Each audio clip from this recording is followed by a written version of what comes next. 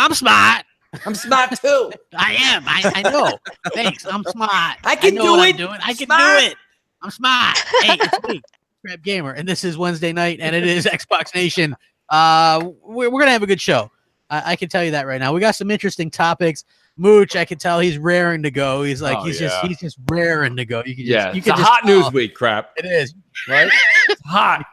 Yeah, Literally. Well, actually, you know what it is? It's just hot. Leave the news out of it. It's just there warm. you go. It's right? yeah. Well, I mean, it's going to be a good show still. I mean, there is some cool stuff to talk about. Absolutely. And it is good to get everybody's opinions on a lot of this stuff. So hopefully you guys all have some strong opinions on this stuff. Let's go ahead and do some introductions here. First up, the one and only, the man with the plan, Mooch. What's up, buddy? Yeah, no, listen, not only do we have some things to talk about, Crap, but there's also there's a couple of games coming out this week. I think one you're going to be very interested to hear that I'm picking up. And I've seen everybody on our Twitter feed, right? They're playing all these older games. Now, when I say older games, I mean this generation that have been up-res to 4K on the X. And I decided it's time to attack the backlog that I have. There's 2 games I'm going to play. I started with Rise of the Tomb Raider. We'll get into it in a little bit. We'll go through introductions. But honestly, mind-blowing, unbelievable in 4K. I heard people talk about it. I didn't believe it. Beautiful. I'm a believer. I am completely a believer. I'm running through that game. You're like the monkey song, a believer. Yes, right? That's correct. Give me the tambourine. Thank you. Yes. So, I know, because you were telling me, right? You were like, yeah, it's beautiful. It's the most beautiful 4K game I played. And I'm like, dude, you're just now getting around to this game, man. I know. Well, there's just let's call a spade a spade. There's been so much to play over the past couple of months, right? There's a complete everything to play, man. Would you agree that the backlog starts now? I mean, now. Yeah. You're not wrong, because I've got so and more all the time. You got like 700 games, Crap. Yeah, you need 800 summers to happen in a row. It's true. It's like anybody that says, "Hey, man, there's no games," man. I'm like, man, my shit just installed Nier Automata. Right. There's like a lot of stuff to play. I'd like a picture of you playing that. I'd frame it and put it in my living room. That's how funny that is. Like I said, I'll give some impressions on it in a little bit, but it's not bad. It's great. The save thing is a little bit wonky for me. A little bit much. Yeah, I just don't understand what the old school thinking is with that. But anyway, we got Hellhammer here. He's darkness, everybody. Darkness. Yeah, for some reason I still can't fix it. I actually just uploaded it again before we started too. Yeah, I mean, that's weird. Maybe the picture's corrupted, Hellhammer. Yeah. I mean, I tried different ones too. Yeah, I don't know. I give up. I don't know what the deal is. He's a black hole now. Yeah. Yeah, he's darkness, everybody. But he's here. Oh, yeah. Oh, there he is. Unity. Yeah, he's here. Also, we got the man himself, the saltiest gamer around. Salty, what's up, man? What's up, guys? I'm surprised I'm not spontaneously combusting here in Phoenix. It is hot as hell, but I have an ice cold Red Bull. It's giving me wings. I suggest you guys pick one up at your nearest store. Not a sponsor. Not a sponsor. Not a sponsor, but it gives you wings. Yes. And also the one and only Lady Foxfire. How you doing? How you feeling? Better this week? Yes, better. I still sound like poopies, I think, but I feel much better. So thank you to everybody for sending me best wishes and all that. Yeah. And I agree with Mooch, man. If I had $1 for every time I started a game, but didn't get around to finishing it, I could buy more games with that money. So yeah. Yeah. So I think that it's you sound much better, but in terms of the backlog, yeah, it's crazy. Like there's always something.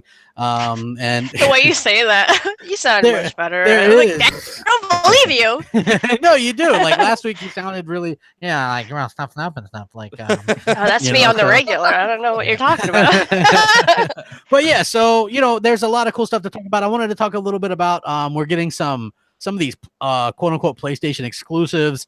A lot of people not happy about this. I'm seeing everybody talk about how Nier is so much better, looks so much better on the Xbox One X. Yeah. In fact, this game has a lot of problems on PC even, so it probably wouldn't be a stretch to believe that we might have the definitive version on the Xbox One X.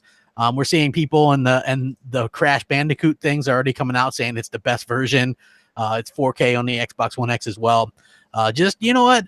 I got to say, Mooch, for sure, I was, even though I wasn't outwardly projecting, worried, not much anyway, as much worried as I really was, like you knew, like how big this E3 was for me, Yeah. and for Microsoft. And since that E3, just I've been able to just relax and enjoy myself and have much more fun gaming. Well, you know right? what it is, Crap. If they've taken all that pressure off the shoulders of anybody who's an Xbox fan. I mean, they went ahead, they showed you the roadmap. You've got, and now there's been follow-on articles, right? There's all these other things. You have the Undead Labs developer coming out, they're swinging for the fence. I mean, all these things are coming out, and they're all, that's why I think you're able to sit back and go, okay, listen, I got to wait. I happen to have 100 games in my backlog. I can go at them. And when they come out, but I know that the brand is healthy.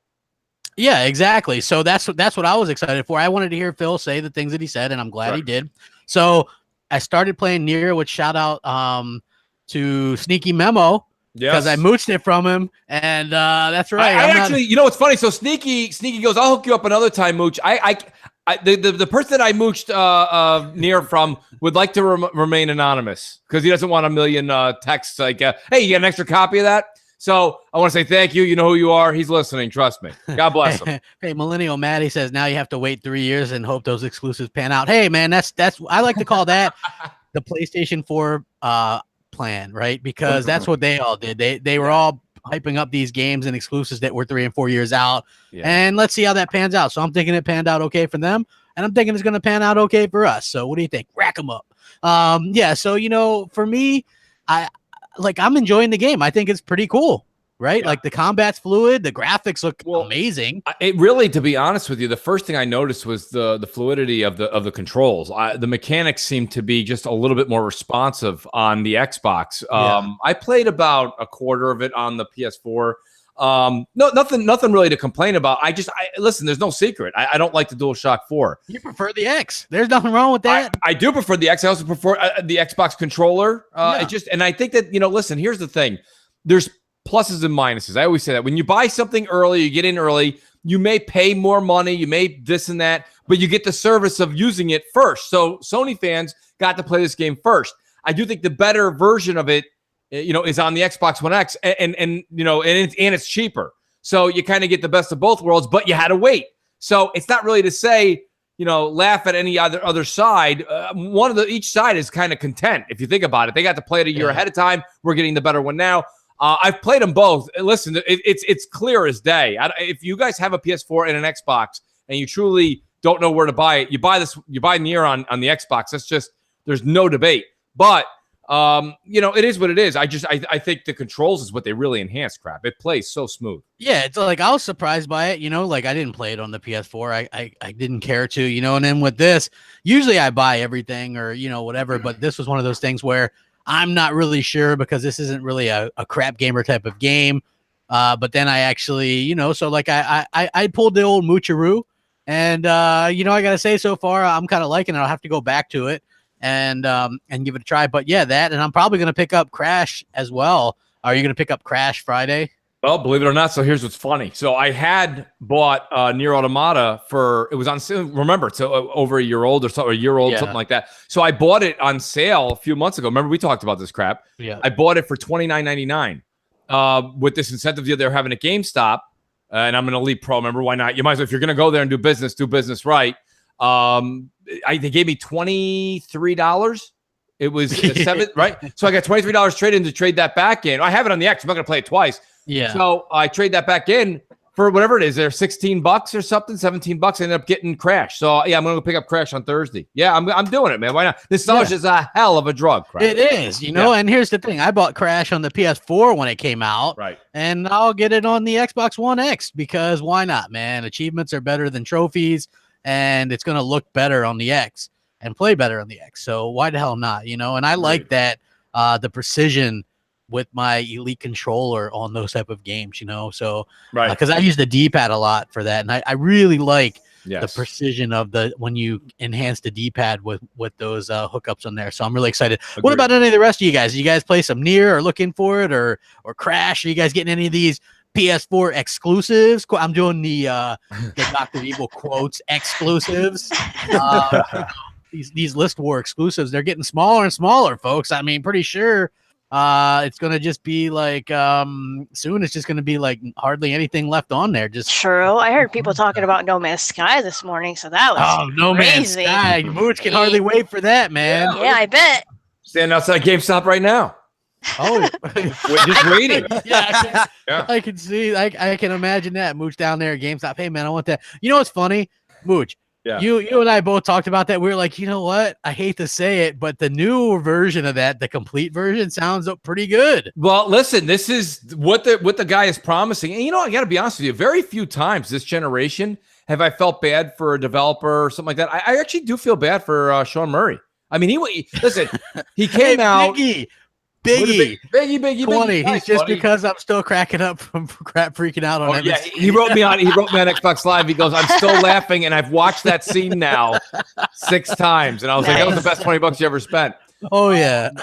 But yeah, no, I agree with you, Crap. I really do. I think that No Man's Sky, if it is what he says it is. Yeah, because he didn't elaborate. Like, are you actually, can you see each other and play with each other? I need a little more information, but if what he said it is, it could be all right.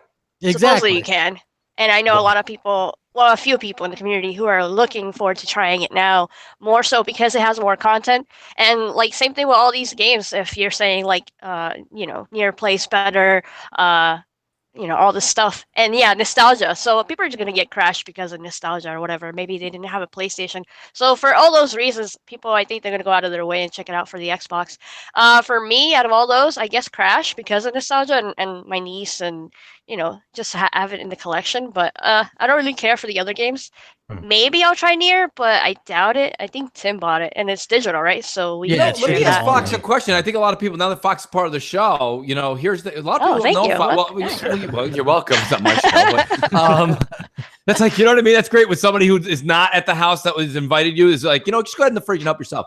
So, like, the thing about it is, I want to know because we all know you like Gears. Okay, we know that. Oh hell yeah, we know that. But wait, I have noticed, right? This is late breaking. But what I think is interesting is I don't know anything else that she likes. And I've known her for about 2 years. That's not true. Like a couple of months ago, we talked about Life is Strange for like. Life is Strange fan. You can play Life is Strange with a blindfold on though. So what is it? You know what? No, it's true. No, I don't agree. Well, it's not like a Telltale game. It's not like a Telltale game, Mooch. I'm going to tell you that right now. No, it's more complex than that. But anyway, I love Tomb Raider as well. Especially ever since they rebooted, I've been loving and playing all those, especially like as soon as they come out, I'm like right there. So I can't wait for the new one. But yeah, I don't know. I'm into so many different types of games. I even like fighters and racers. Your favorite, Mooch. Your favorite. Oh my God, maybe that's why I never see you on the same stream as me. Well, you know what? Like I feel like within the last year, I've actually kind of grown as a gamer with the type of games that I like.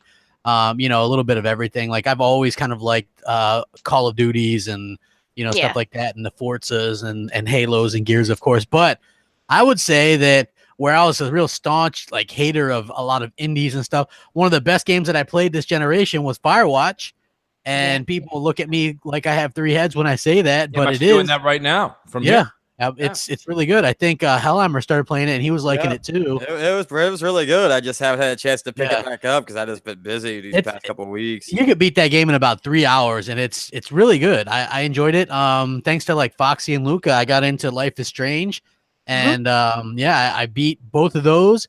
And I beat she actually gave me the bonus episode, and I beat that last night. Man, that's got some. It's a story. It is. The story is very. That's what gets you. It does. It gets you. It's like it'll tear you down, man. If you're not like if you don't have anything but a heart of stone, man, you will get tore up by that story. I guarantee it. And so like this Captain Spirit deal, right? You guys have heard about that. It's like the free game or whatever. That is actually the demo for Life is Strange 2, right? So that's what comes out, like, I guess, in a couple months or whatever. November, I believe. It's really right around the corner. I'm surprised they didn't show anything about it in E3. So what's the deal for a lot of people that are listening, and myself being one of them? So Life is Strange, like, so it's not Telltale, but is it like Detroit? Yeah, kind of. Yeah.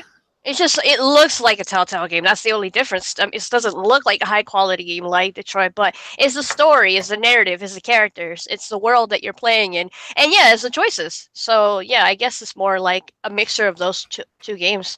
but it's not like an easy. Hey, I'm just gonna walk around and do QTEs. It's not like that at all. Yeah, there's actually there's a lot more to the gameplay than say the Telltale games. There's actually like the Telltale games got less and less gameplay as they went along, where Life is Strange actually had some more to it and things like that, and it's not as clunky or anything like that.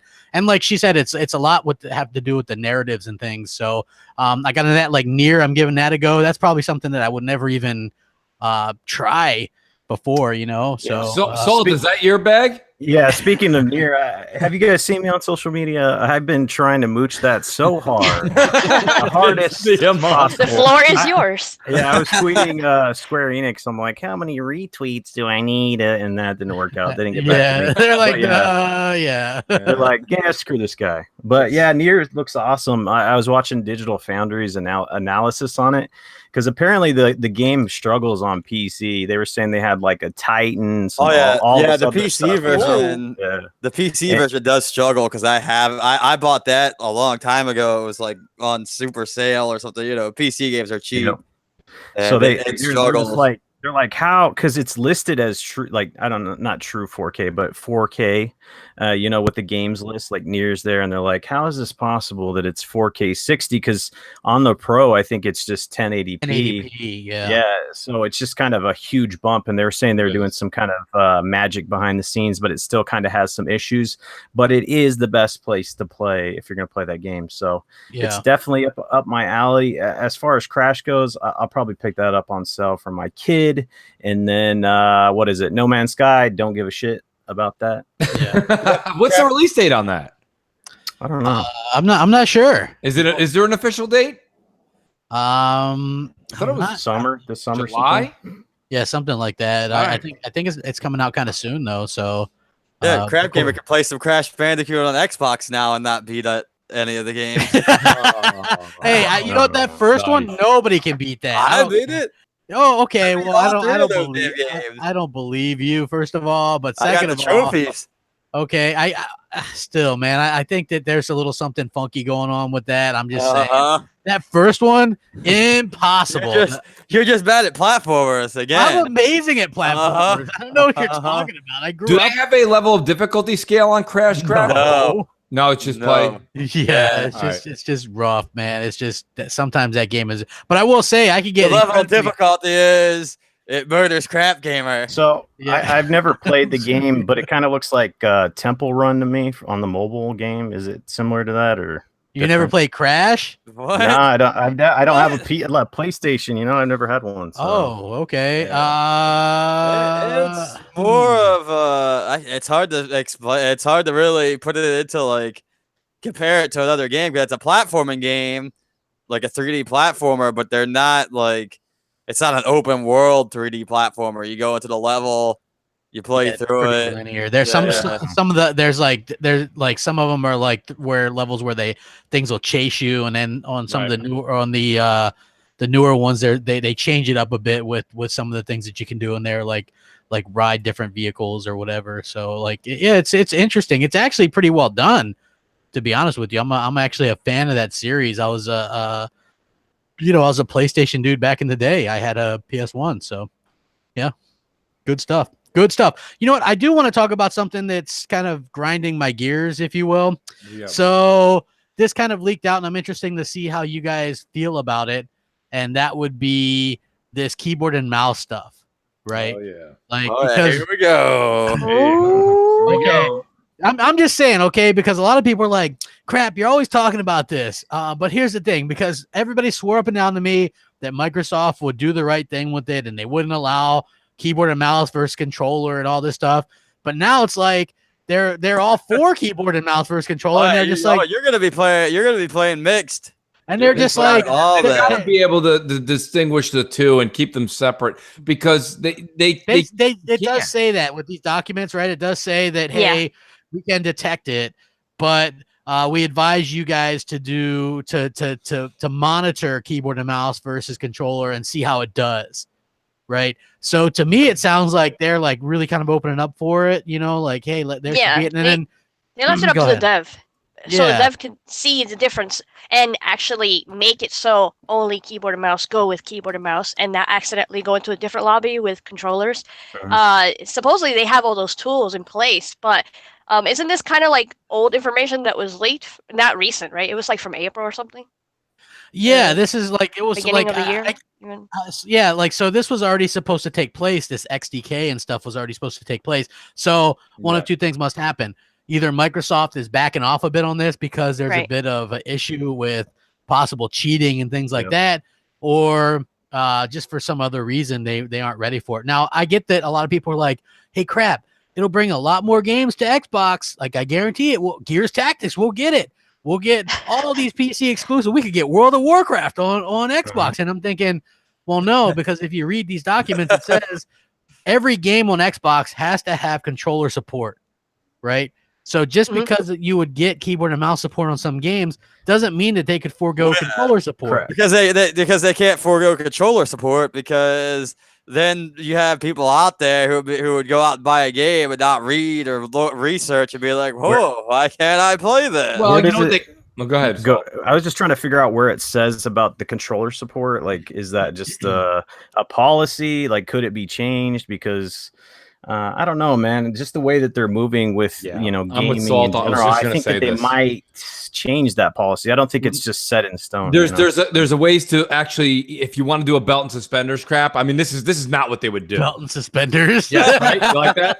Yeah. If they want to do that, I mean, what you could do is, let's say that, so they have mouse and keyboard support. Let's just say that happens, right?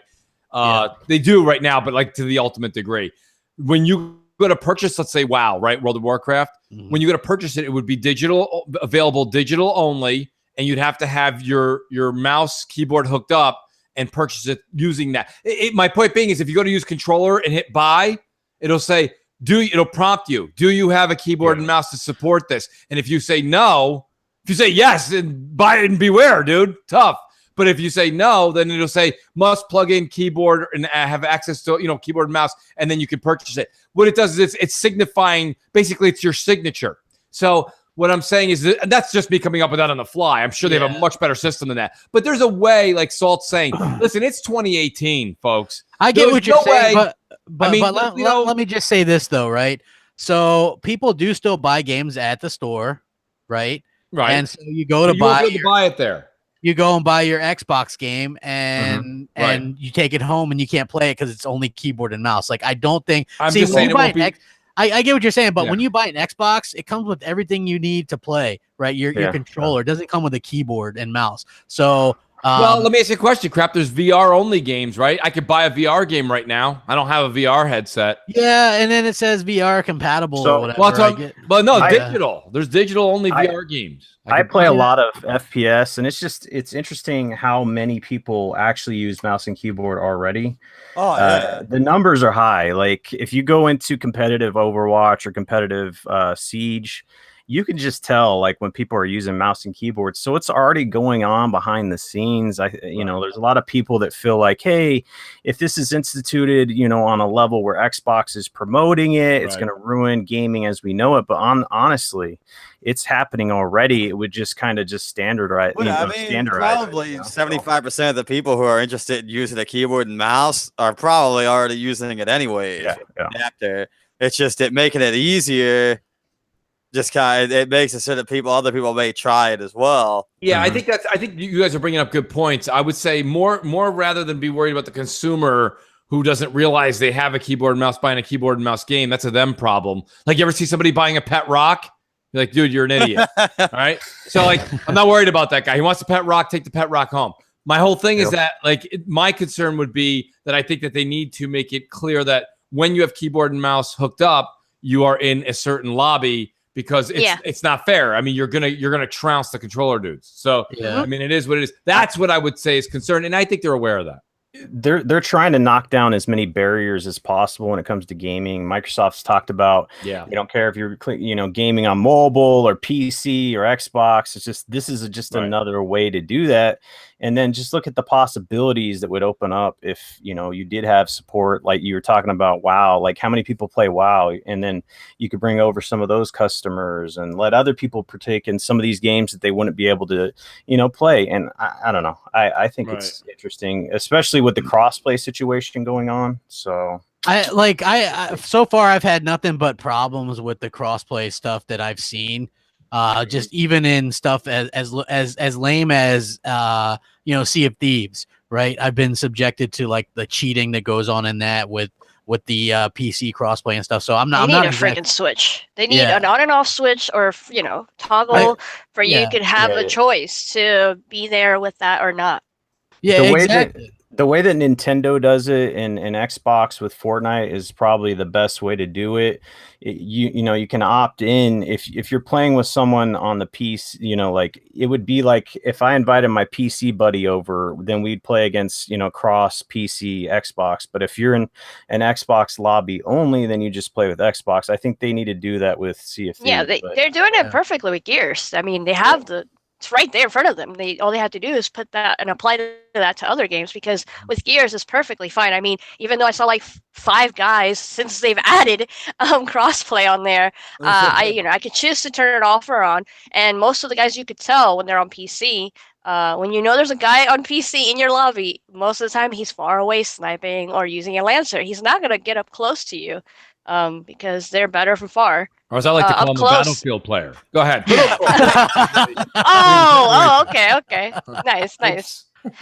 Well, I mean, in Battlefield, half the time you just die and you don't know what killed you. So at least when you die, right.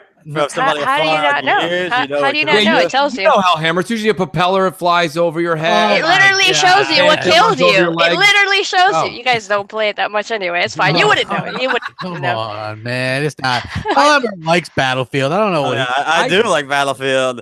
I think keyboard and mouse crap. I'll tell you this much: if it does result in getting the ability to play games like WoW, I mean, Gears, any of those tactical things, that's not that's not my bag, but I mean, I like it, right? I don't care. I don't care. It's not my bag, baby. But I'll be honest with you. I really, really like I wouldn't mind getting into WoW, and I see how much Jez thousands. I didn't know there were so many like WoW people. I'm not a WoW person. I'm saying I wouldn't mind checking it out, but right now I don't PC games. So he would be like, I'm checking it out. Then he'd be like, I can't stop playing. Checking it out. Oh, no. He'd be like, I can't make Xbox Nation that night, guys. Sorry. Yeah, gotta wear that wizard. Wow. I got a 4-hour raid to do today. Wow, sorry. He already does those 4-hour. Yeah, I love it. Raids on what's Destiny. that crap? Destiny, yeah. Those things are like 6 hours, but yeah. Well, if you do them early on, Foxy's right. They could be 6. If you do them like now, the way everyone's kind of got everything timed and clocked, it's like an hour and a half. Oh, really? Yeah. That's not too bad, I guess. But no, I mean, you get the better gear, the better level up, all that other good shit. But I mean, who can play for that long? You know, like. Right. Like that's a long time for me personally, you know, just not stamina, not exactly. crappy stamina. Well, no, I'm I'll be like, hey, I'm gonna play all night and then fall asleep. Man, I can't do like those. Well, you know what it is, crap, is it's not just that, but you also have 6 people there. Everyone's kind of bullshitting, hanging out. It's an event. It's not, it's not like you're in the library reading together. You know, I mean, it's a lot. It's not one of those nights where you're like, hey, let's jump on Gears for a couple matches. No, it's like, hey, you're gonna plan this out. And then you gotta get on at a certain time, and you got your snacks, and then you're ready to go. Yeah. Well, yeah. I mean, I hear you. Like, I don't know. Like that whole thing is kind of not my thing. But when it comes to like the keyboard and mouse thing, just keep it so that we can choose not to.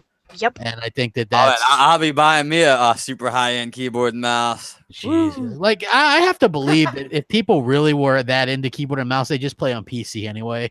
True. You know? Maybe, but some of those people who play on PC with keyboard and mouse are too cheap to have an actual good PC. So this would be their next best thing. Exactly. I kind of want to, and I'm going to reverse that. I'm going to Superman to you there, Hellhammer.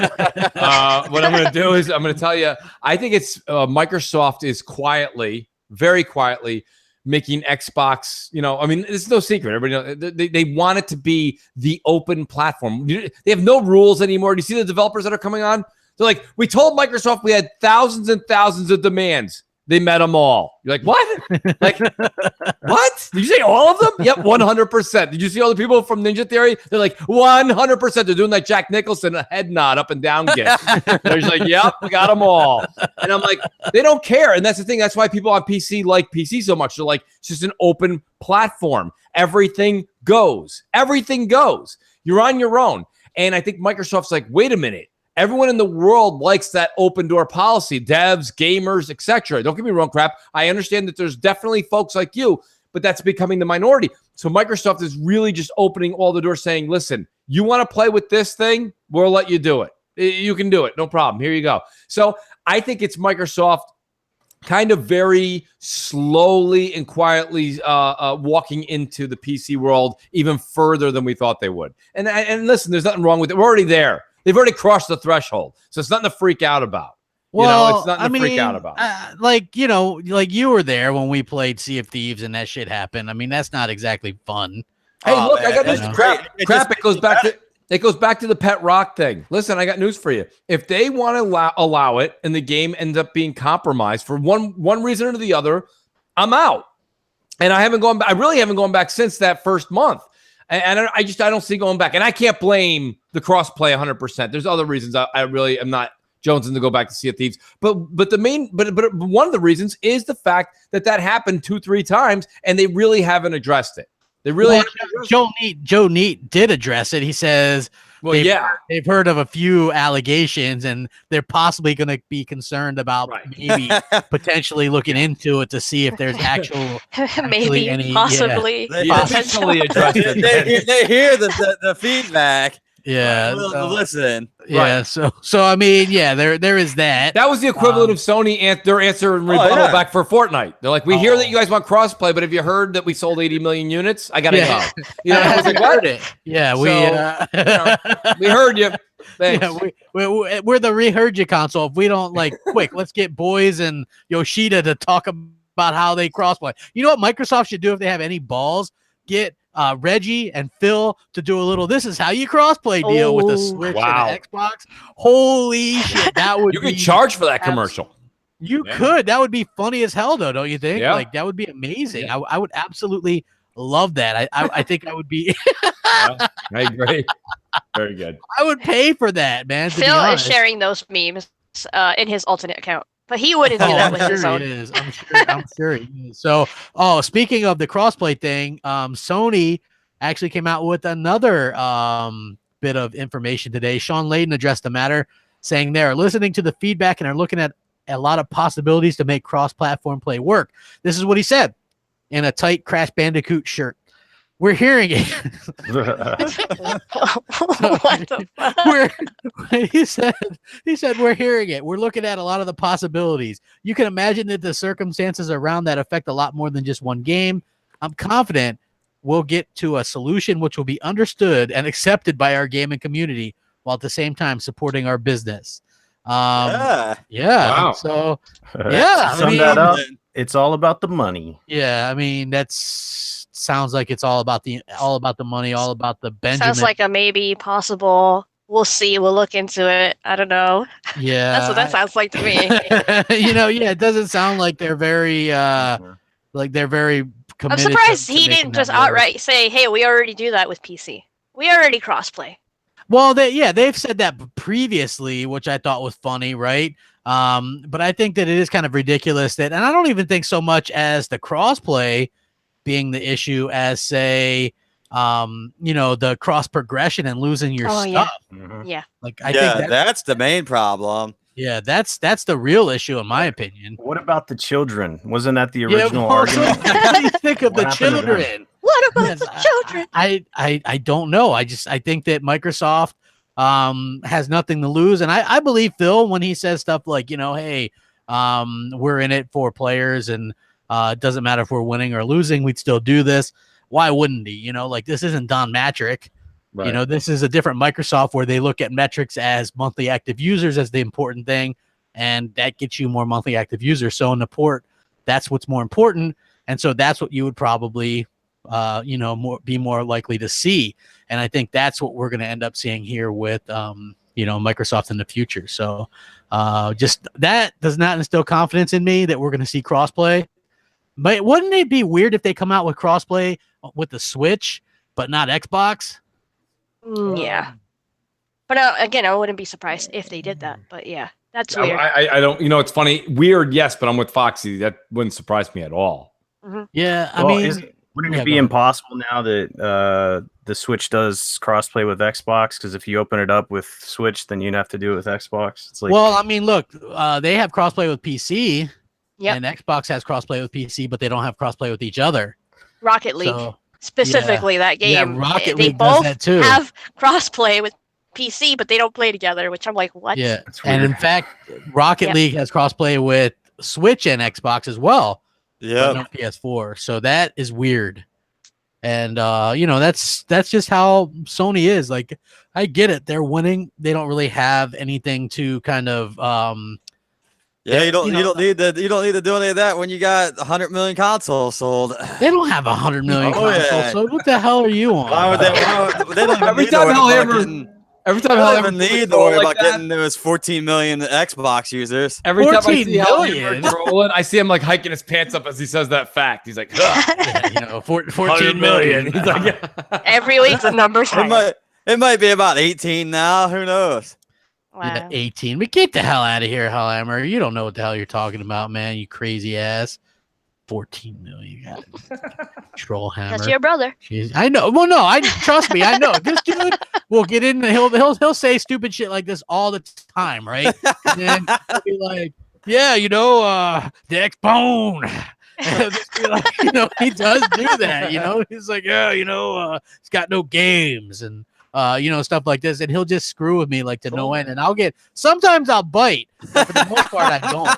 I'm just like, it kind of is what it is, but that's Hellhammer. Like, imagine having to deal with that as your brother, like all the time. All the time. I pray for Crappy every day. Oh, exactly. Thank you, Fox.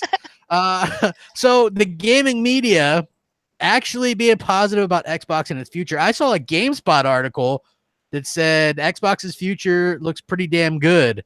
And I did a double take. I was like, holy crap.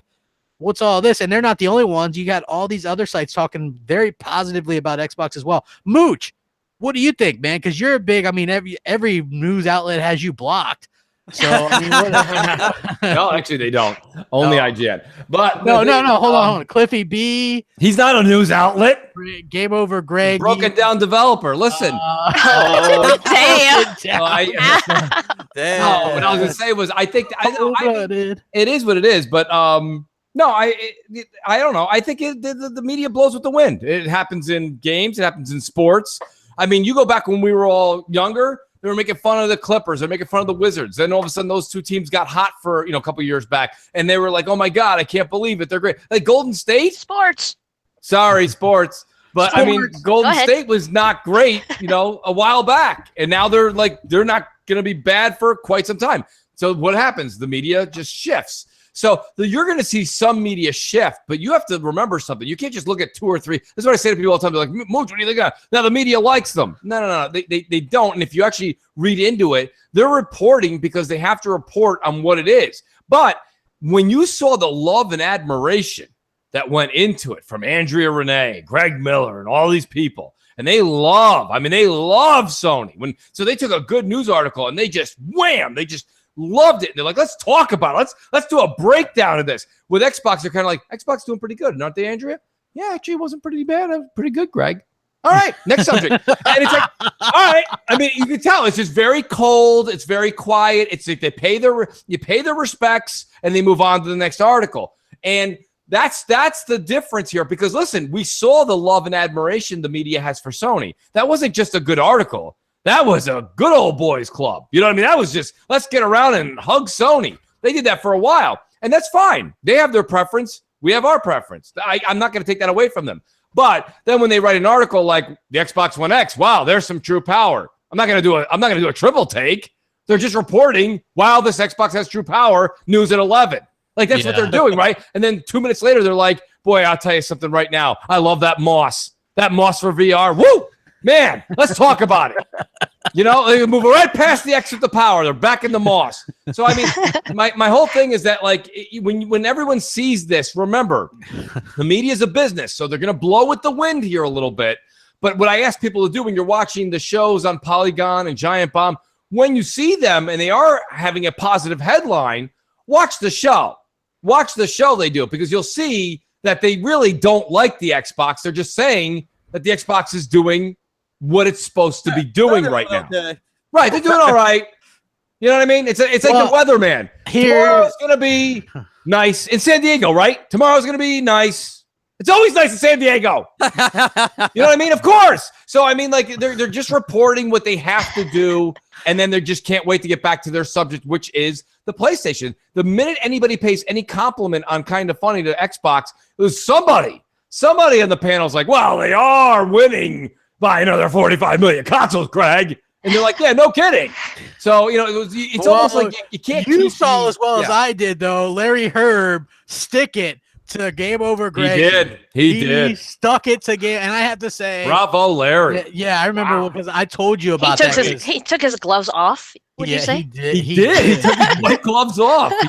He did. He was as snarky as I've ever seen that man. Yeah. And I was like, I couldn't have been more proud of that. He's like, he even admitted that they're graded on a different level than everybody else. He's like, yeah, he's like in 2009, he's like, apparently we lost at E3 too. He's like, we have members of the freaking Beatles and we still lost E3.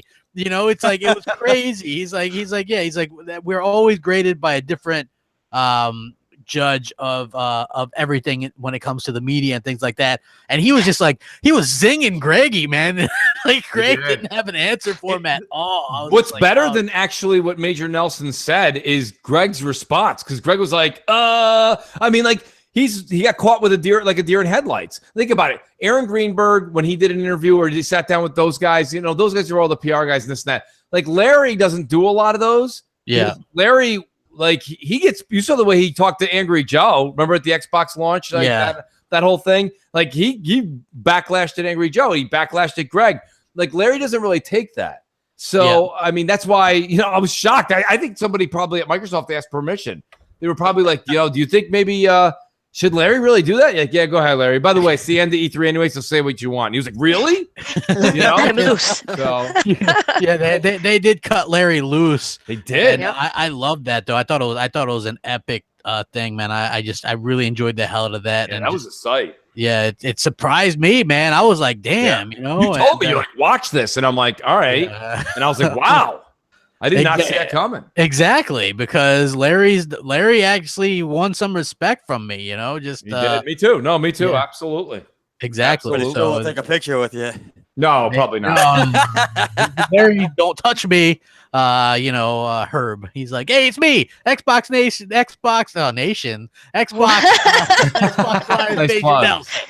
Yeah, Xbox Nation. So yeah, you know, I think you're a little bit wrong though. I do think that I'm starting to see the love affair for Sony end a little bit, and I am seeing more positive. It's not just headlines, but we're seeing a little bit more positive news and just overall for Xbox lately. And it's not.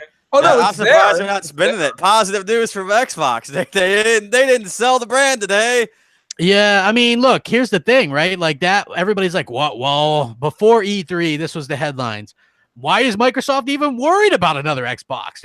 Do they even want to be in the console business? They need exclusives. They don't understand it. They're getting their ass kicked. Sony's got 12 more studios than them, and they don't get it. They don't understand what's wrong with Microsoft. They can't get an exclusive out the door.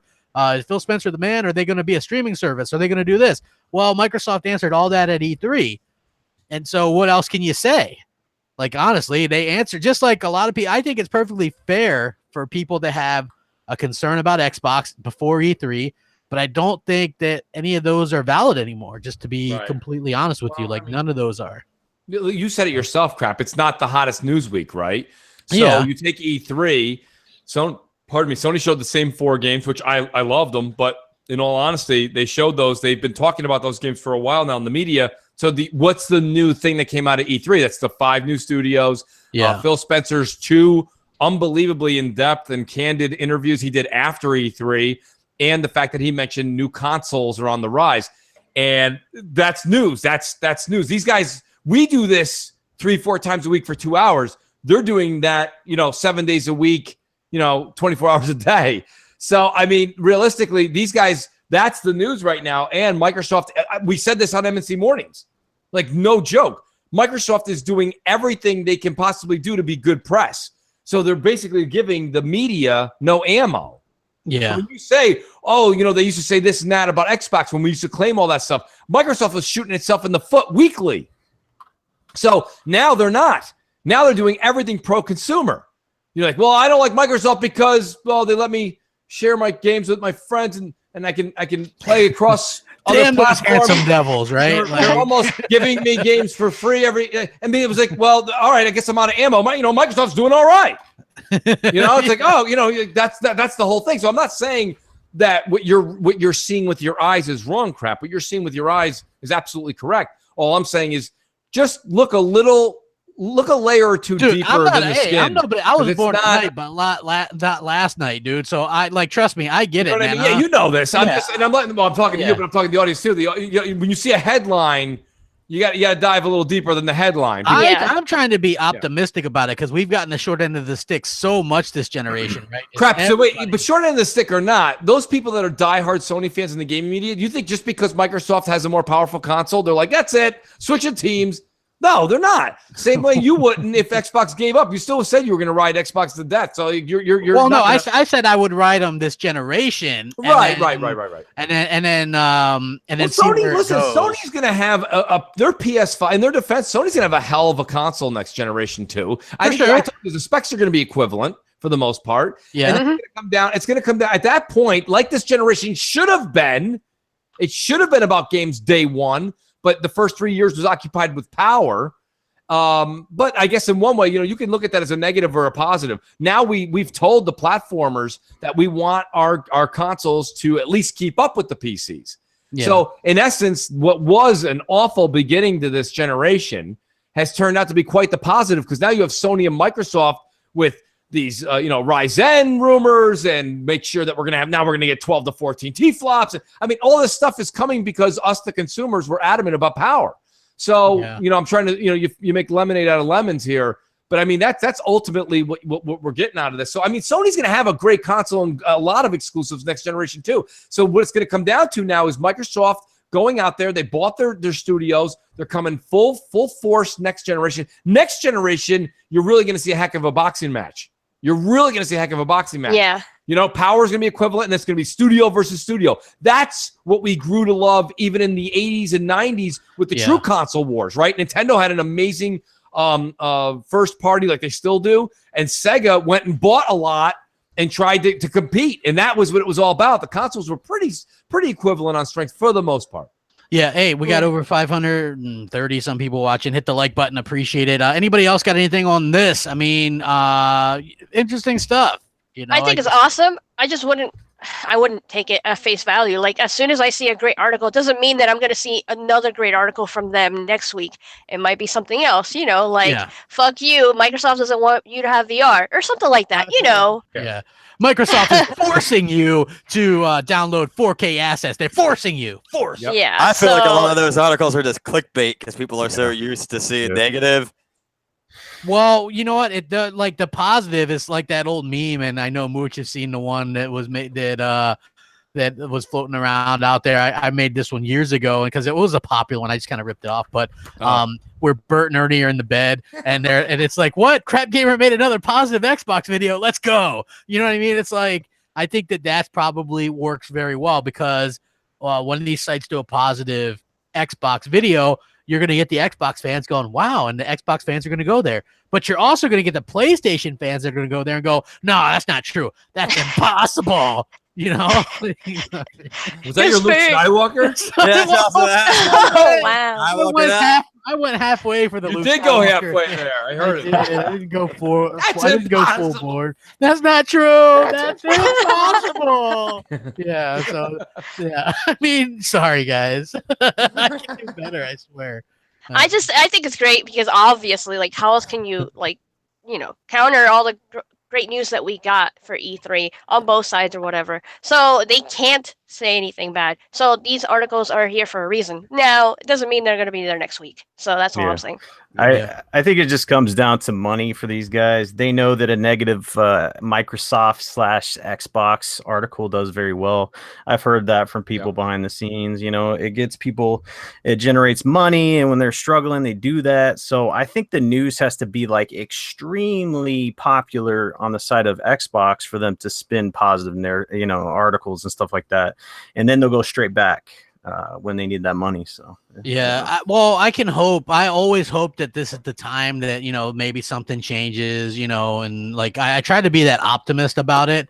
You know what I mean? Like I really try not to always be like that super negative type when it comes to Microsoft, because because they've had such a rough go of it, and I'm so content with the Xbox, right? I can totally understand if people are like, I wish I had more exclusives right now. But the fact of the matter is there's not. And people complaining about it all the time isn't going to get them there any faster, to be just completely frank about it, right? So just as far as I'm concerned, I'm happy with the, there's so many games to play, and there's more to life than just the exclusives. I get that that's like the most important thing. Trust me, I get it. Because I said that at the beginning of the generation when Sony had Killzone, Shadowfall, and Knack, right? Oh, two great 10 out of 10 games. Damn it, Hellhammer, you shut your mouth, because those games aren't good. In fact, how many PlayStation 4 games have you beat? I think Detroit is it. I beat Crash Bandicoot. Yeah, Detroit and Crash Bandicoot, exactly. So that's not exactly a smoking gun that you love. He always talks about how PlayStation's never mind. He's damn he's like, got him. Yeah. So you know what? I wanted to talk a little bit about what this guy from Undead Labs was talking about. He says Microsoft isn't fooling around when it comes to being on top with the best hardware in games. And this is a shout out to the Inner Circle, because they're the ones that did this interview with these guys. I think it was like Iron Lords too, wasn't it, Mooch? Iron Lords, yep. Yeah, we had him on Crossfire. Yeah, Laura Cognito was on. Awesome to have him on. Great. Yeah. So obviously the acquisition is really a big commitment of the growing state of Decay. And this is what this guy had to say about it. He said it's still kind of early in terms of what they're going to do. He says, I get the impression that he's going to be working on State of Decay franchise for the foreseeable future. And he says he thinks, in his personal opinion, Microsoft is swinging for the fences. They're not fooling around. They really want to be on top. They want to be on top with the best games, the best hardware, and making people happy. He says, while he's not sure about how they'd react if Undead Labs brought in really absurd or great pitch for a new game, but he knows they're not messing around. And he also says that servers are on the table now for the next versions of the games, now that they're acquired by Microsoft and a bigger version of this game stuff. So the fact that he says they want to be on top with the best games and the best hardware, that in and of itself was like a megaton, quote unquote, because they weren't before. Like, I know people have a hard time believing that Microsoft weren't investing, but it's pretty damn obvious that they had no money to spend for a billions of dollar company. They just weren't investing anything. Like, I don't know how big of a shoestring they were holding on by, but it wasn't much. And now they have like the full backing of the entire company, which is something they didn't have before, ever. Yeah. So for all the people that hate on Phil and everybody, you got one of their new studios saying, hey, we wouldn't even probably be around in a few years if it wasn't for Microsoft. And now they're swinging for, they want the best games, the best hardware. Well, here's the thing though, Crap. There's a tale of two. There's a tale of two companies here. Okay. So two companies said that in releases recently. One was Ninja Theory, one was Undead Labs. And Ninja Theory, you could say you didn't like it. I loved Hellblade. And I think that their talent looking puzzles, is unbelievable. Well, looking puzzles. Believe me, I got news for you. You can look as much as you want, but if you don't do the fighting sequences, you're not finishing the game. And, it is what it is. Like, that game to me was better. Now, Undead Labs coming out and being like, well, we were going to close and this and that. Oh, listen, we got to save the Greenpeace talk here for a second. I mean, realistically, I'm actually, and maybe it was because I was looking forward to it so much. I was so looking forward to State of Decay 2. State of Decay 2 really let me down. Because the game that I'm hearing them talk about that's coming in State of Decay 3 is, if you go back and look when Microsoft funded State of Decay 2 and said, hey, we're going to work with them and get some that. They weren't acquired, but they were, this and that. I was excited for State of Decay 2 in the way that you guys are talking about State of Decay 3. State of Decay 3, by the way, is what, 2-3 years from now? So it's like, I'm going to go ahead and put that excitement on the shelf. And you know, that's my only problem with that. Yeah. If you look at it, it's a reflection on Microsoft more than them, right? It just shows where Microsoft was during that time, because during that downtime, that's exactly when they had funding for this game, and it's reflected in the product that they put out. Like, I've watched multiple interviews from this guy, and he was talking about the vision that they had for the first game, and they had limitations because it was an arcade. You could only have you know, a certain file size, and they were a smaller developer, so they had you know, budget limitations. And then the second game, it's during that time where Microsoft is on the down. And you could see it specifically that they had visions of all this stuff, and it sounds like almost a totally different game and a product that we got. And I think that is a direct reflection of what Microsoft was doing back then. And then now what this guy is saying, he's saying, okay, Microsoft is focused now. They're gonna, you know, they want to be on top and all this other stuff. He's saying that because he's seen both sides of what Microsoft was doing, right? Yeah. I think that he's saying, hey, now that they're turning it up a notch, they want to do it, because back then they weren't giving a shit, and that's what happened. That's my opinion. I think what you said is pretty factual, Salt. I know what you mean, and I'm not saying you're wrong. I think, you know, based upon what the developers' interviews, the articles, and everything that points to what we know about Terry Marston, all the crap that he pulled, and you're right. But realistically, there's been a lot of indie developers that don't even have even Microsoft's shitty money they got. They've gotten worse than that, and they put out a better game. And that's the part where I don't know. For some reason, it was literally State of Decay. I know people go, "What did you want?" It was State of Decay. Like, that's too basic of an answer to say. Everything in the world that you see that has a 2 is supposed to. It doesn't mean it always is, right? But it's supposed to be better than the first. And this really wasn't much better than the first. Not after 4 years, you know, and more money. Granted, they didn't get much, but they got more than they got for the first one. So it was like, here's what I'm saying. And I'm not even bashing it. All I'm saying is this. Me, the Mooch, I'm going to go ahead and wait. And I'm going to go ahead and congratulate Undead Labs when I play State of Decay 3, and then their true vision, like they're saying, came out, because I'm going to pretend State of Decay 2 never happened, and I'll judge them on 3. Yeah, that's what I'm asking, because like the major issues that we had with State of Decay 2, because it was upgraded from the first game, right? It was bigger, had different animations. Some of the problems that we experienced in the game when it launched was directly correlated with the fact that they didn't have dedicated servers, rubber banding, these issues, and that's just specifically no player progression, buggy, no player progression, right? I mean, there's a list of things here. So I went and did a couple of the infected areas, and I want to say, I think, shout out to Dealer. Dealer was with me, and we went and did a few, and then we went back, we unloaded some of our rucksacks, this and that, and then we're like, oh shit, wow, it's like we can go and fight them again because it didn't record it. Like, it's just it was just. There's just weird things. And don't get me wrong. These are not game-ending bugs. They're not game-ending anything. This is a me problem. I just myself personally wanted more. If you enjoy going out 10 feet on the map, killing things, go back, dump them off, go back out, come back, find out the thing you built just got destroyed. You go back out again. You come back. You go back out again. You know, I mean, it's just myself personally. It was, you know, the game could have been State of Decay 2, the reverse and forward of the movement in zombies. And it's like, I don't, like, nothing happened. Like, it was just very, very stale. That is what State of Decay is, though. Like, well. So it's, I don't know. They did the second game. They changed some stuff. If they change, like, the foundation of the game, it wouldn't be State of Decay, you know? So I guess so, but that's you know, I will say it does seem like the fans of that game are really happy with it, but it didn't do much to lure people in who maybe weren't fans of the game. I think, you know, I mean, that's like saying, you know, Jaws 2. So you just got to have a shark. You don't like sharks, you don't make Jaws 2. You know what I mean? That's just too easy of an answer, Saul. Their vision of the game, what they wanted originally, sounded pretty cool, like an MMO. I agree. An MMO, like big world, shared world. Yes. Like if they can do that with 3, I mean, watch out. I'm in. That's my whole point. I'm going to go ahead and not pay. I'm saying I didn't care for 2. I love the essence of the studio. I like that they're acquired. I think they're talented. I just think that I'm going to go ahead and wait to grade them and say they're great until I see State of Decay 3. Let's look at it this way, though, like with all its problems and the fact that, you know, even what you're saying is pretty similar to the first one.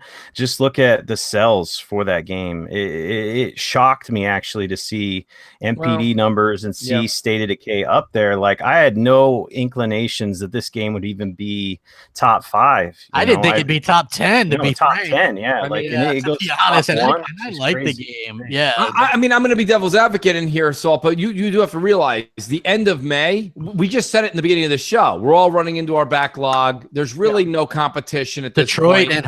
and God of War. God of War does not God of War count. God of War has at been the out for end of 6 April, weeks. right? Yeah, it's been out for like 5 or 6 weeks at that point. So my whole point is like that doesn't count for me. I'm not counting that. I'm saying you want to go Detroit, fine, I'll go Detroit. It beat Detroit. That's good. But Detroit is a telltale game that's got beautiful graphics. So I mean, my point being is that that's you want to compare it to that, go ahead. But you know what I mean? That game's niche just as much as State of Decay is. That's my point. So you get two niche, you know what I mean? But also, to be fair, like I said last week, State of Decay 2 had to sell twice as much as God of War or Detroit. Yeah, God of War. I don't understand how you guys don't know this. With movies and video games, 5-6 weeks after, the plummet in sales is magnificent. Oh, people! They were doing It's magnificent. No, but the amount of people talking about the game and stuff. Was you say that to GTA, you know, like that's going strong, you know. That's fine. God of War is supposed to be the game of the generation for these people. It's the game of our existence. And if it's the game of the generation, this shit should be selling for months and months and years. And you guys know that's not how it works. Well, here's the thing. That's not how it works. In the UK, it did retake #1 though. What did? God of War. God of War. Yeah. So, you know, I think that it's again. I'm going to say what I said. We're jumping subjects here. We have to stick on one subject. What I'm saying to you is that it jumped to 1 again because, like I said, we're in the summer swoon. There's nothing. So what you guys are saying is a game like State of Decay that was $30 did very well. Xbox, we haven't had anything in ages. You know, we said the same. Thieves. Stop it. You're killing your own argument. You're killing your own argument. No. But you're saying that it depends on the release date now. I mean, I don't care when the game comes out. If it hits #1 on MPD, that's a win. I think Salty, at that point, if you have a game coming out in June, we're gonna win. Yeah, no, but it depends on when you're releasing games. It's smart on Microsoft's decision to release it at this time. Okay, you know, so. I mean, yeah, that's I don't know. It's literally like saying you want to play a dark game, and they're like, well, Microsoft decided to enter the dark game when everybody else that was playing against them blindfolded themselves. No, dude. Okay, well, yeah. So they won. Give them credit, dude. This one also. So give them credit for they beat Detroit. I guess I'll give you that. It's not just that. The first one was an unmitigated success, right? Broke all kinds of records for Xbox. Right. Like this one doubled that. Right. So it's past the point where we got to go. Maybe they're fudging numbers. It's not that it did bad, but I mean, I can't say to me it's not a megaton. It came out in May. It's the end of this. It's a summer game. I don't know. I think there's still, but you also have to remember that there's a lot of games that are still in there that are even on multiple platforms, right? Like 3 platforms, and they got beat. What else? Well, I'm just saying, like Dark Souls Remastered came out. Dark Souls came out 2011. I know, but I'm just saying that the remastered, isn't that like a super popular thing? You would figure that you're the one. You're wearing a shirt right now that says Dark Souls is niche. Like that's a game that's niche, and it came out like in 2011. Like, my whole thing is like you guys, but that's what I'm saying. You guys are kind of shifting the platform based upon the argument you're standing on. And what I'm saying is, I want you to do is go, hey man, congrats, you guys did good. Listen though, crap. Me and you gave Sony games a hard time when they were coming out. When a game came out on Sony and it wasn't that good, and it was that in 2015, 2016, and they were starved for a while. We were saying, how the hell did this game do so good? But I gotta be honest, so well because they were starved. We haven't had games in a while. But I gotta be honest. Xbox fans have had a plethora of games since the end of last year into the beginning of this year. There was basically a game for every type of gamer, man, whether it be a racing fan with Forza, whether it be PUBG, whether it be Cuphead, whether it be Super Lucky's Tale, whether it be Sea of Thieves, whether it be State of Decay 2. Now, that might not be... You would kick your own ass if you heard yourself 3 years ago. Are you kidding me? No. Those games, I know they have a place in everybody's heart. I get it, but they didn't... Super Lucky's Tale didn't make top 10. I mean, dude, come on. I'm just saying, like, some of these games are huge. I'm just using Super Lucky's Tale. Look, don't be hating, Super Lucky's Super Lucky's Super Tale. Lucky's Tale. What are you talking about? Super Lucky Tale. We'll move on to another subject. You guys just like getting Mooch all riled up. Here's my thing. No, State of Decay 2 did very well. It did well. Congratulations. I'm glad they did good. That's why they got greenlit, and that's why they got bought. So listen, here's the thing. What I'm saying to you is this.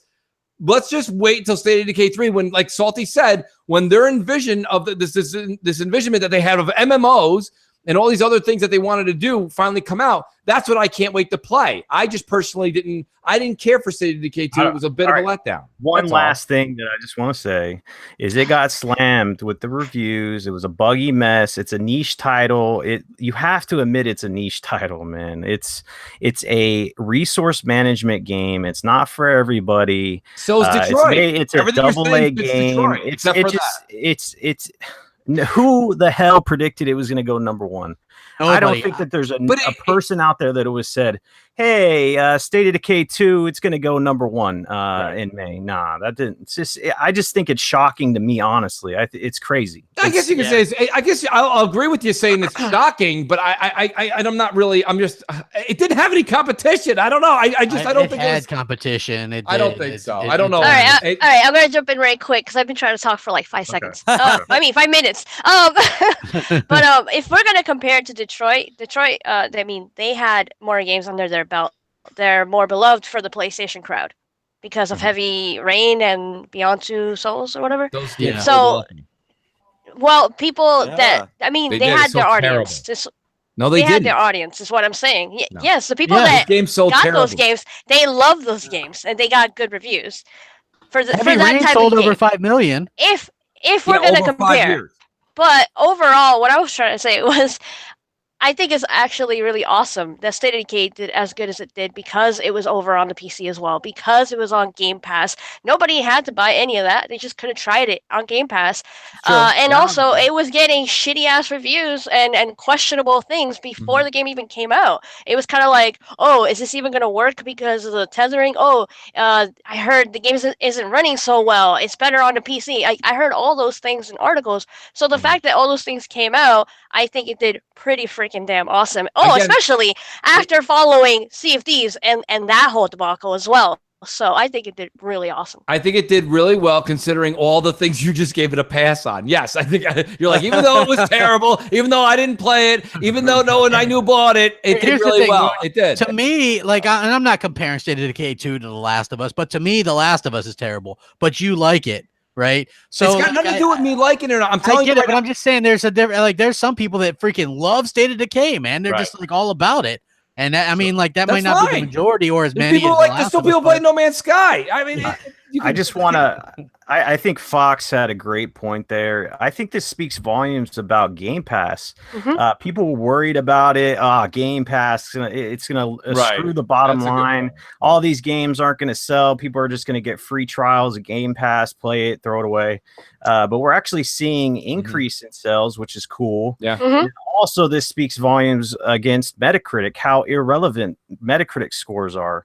We're speaking of a game that was in the 60s, and it's number 1 on MPD. So it just shows how dumb Metacritic is, and no one gives a fuck. Metacritic has been. I've been down on Metacritic for years. Metacritic doesn't mean crap plays that game. Guess that Metacritic. Yes, who gives a shit? Metacritic, right? Because you know it was funny. I would have won, but I didn't enter because I said State of Decay 2 was going to get a 68, and I was right. You got Val Sand in the chat. He goes, Mooch, we get it. It isn't a blockbuster showcase title. I'm like, okay, so you get it. You don't want to hear me say it, but then you're like, holy shit, it sold like a blockbuster movie title, and I'm like, so I know that I'm saying that, but then you're saying it as well. So like, I get it what you're saying. I get it. It did well. It had no competition. It did great. All right. Let's move on. You know what? I think Sea of Thieves almost had no competition, and that did really well for them too. Bottom line is, I had heard that before they even bought, and I told you this, Mooch, I had heard that they already greenlit the third before they even announced that they bought them.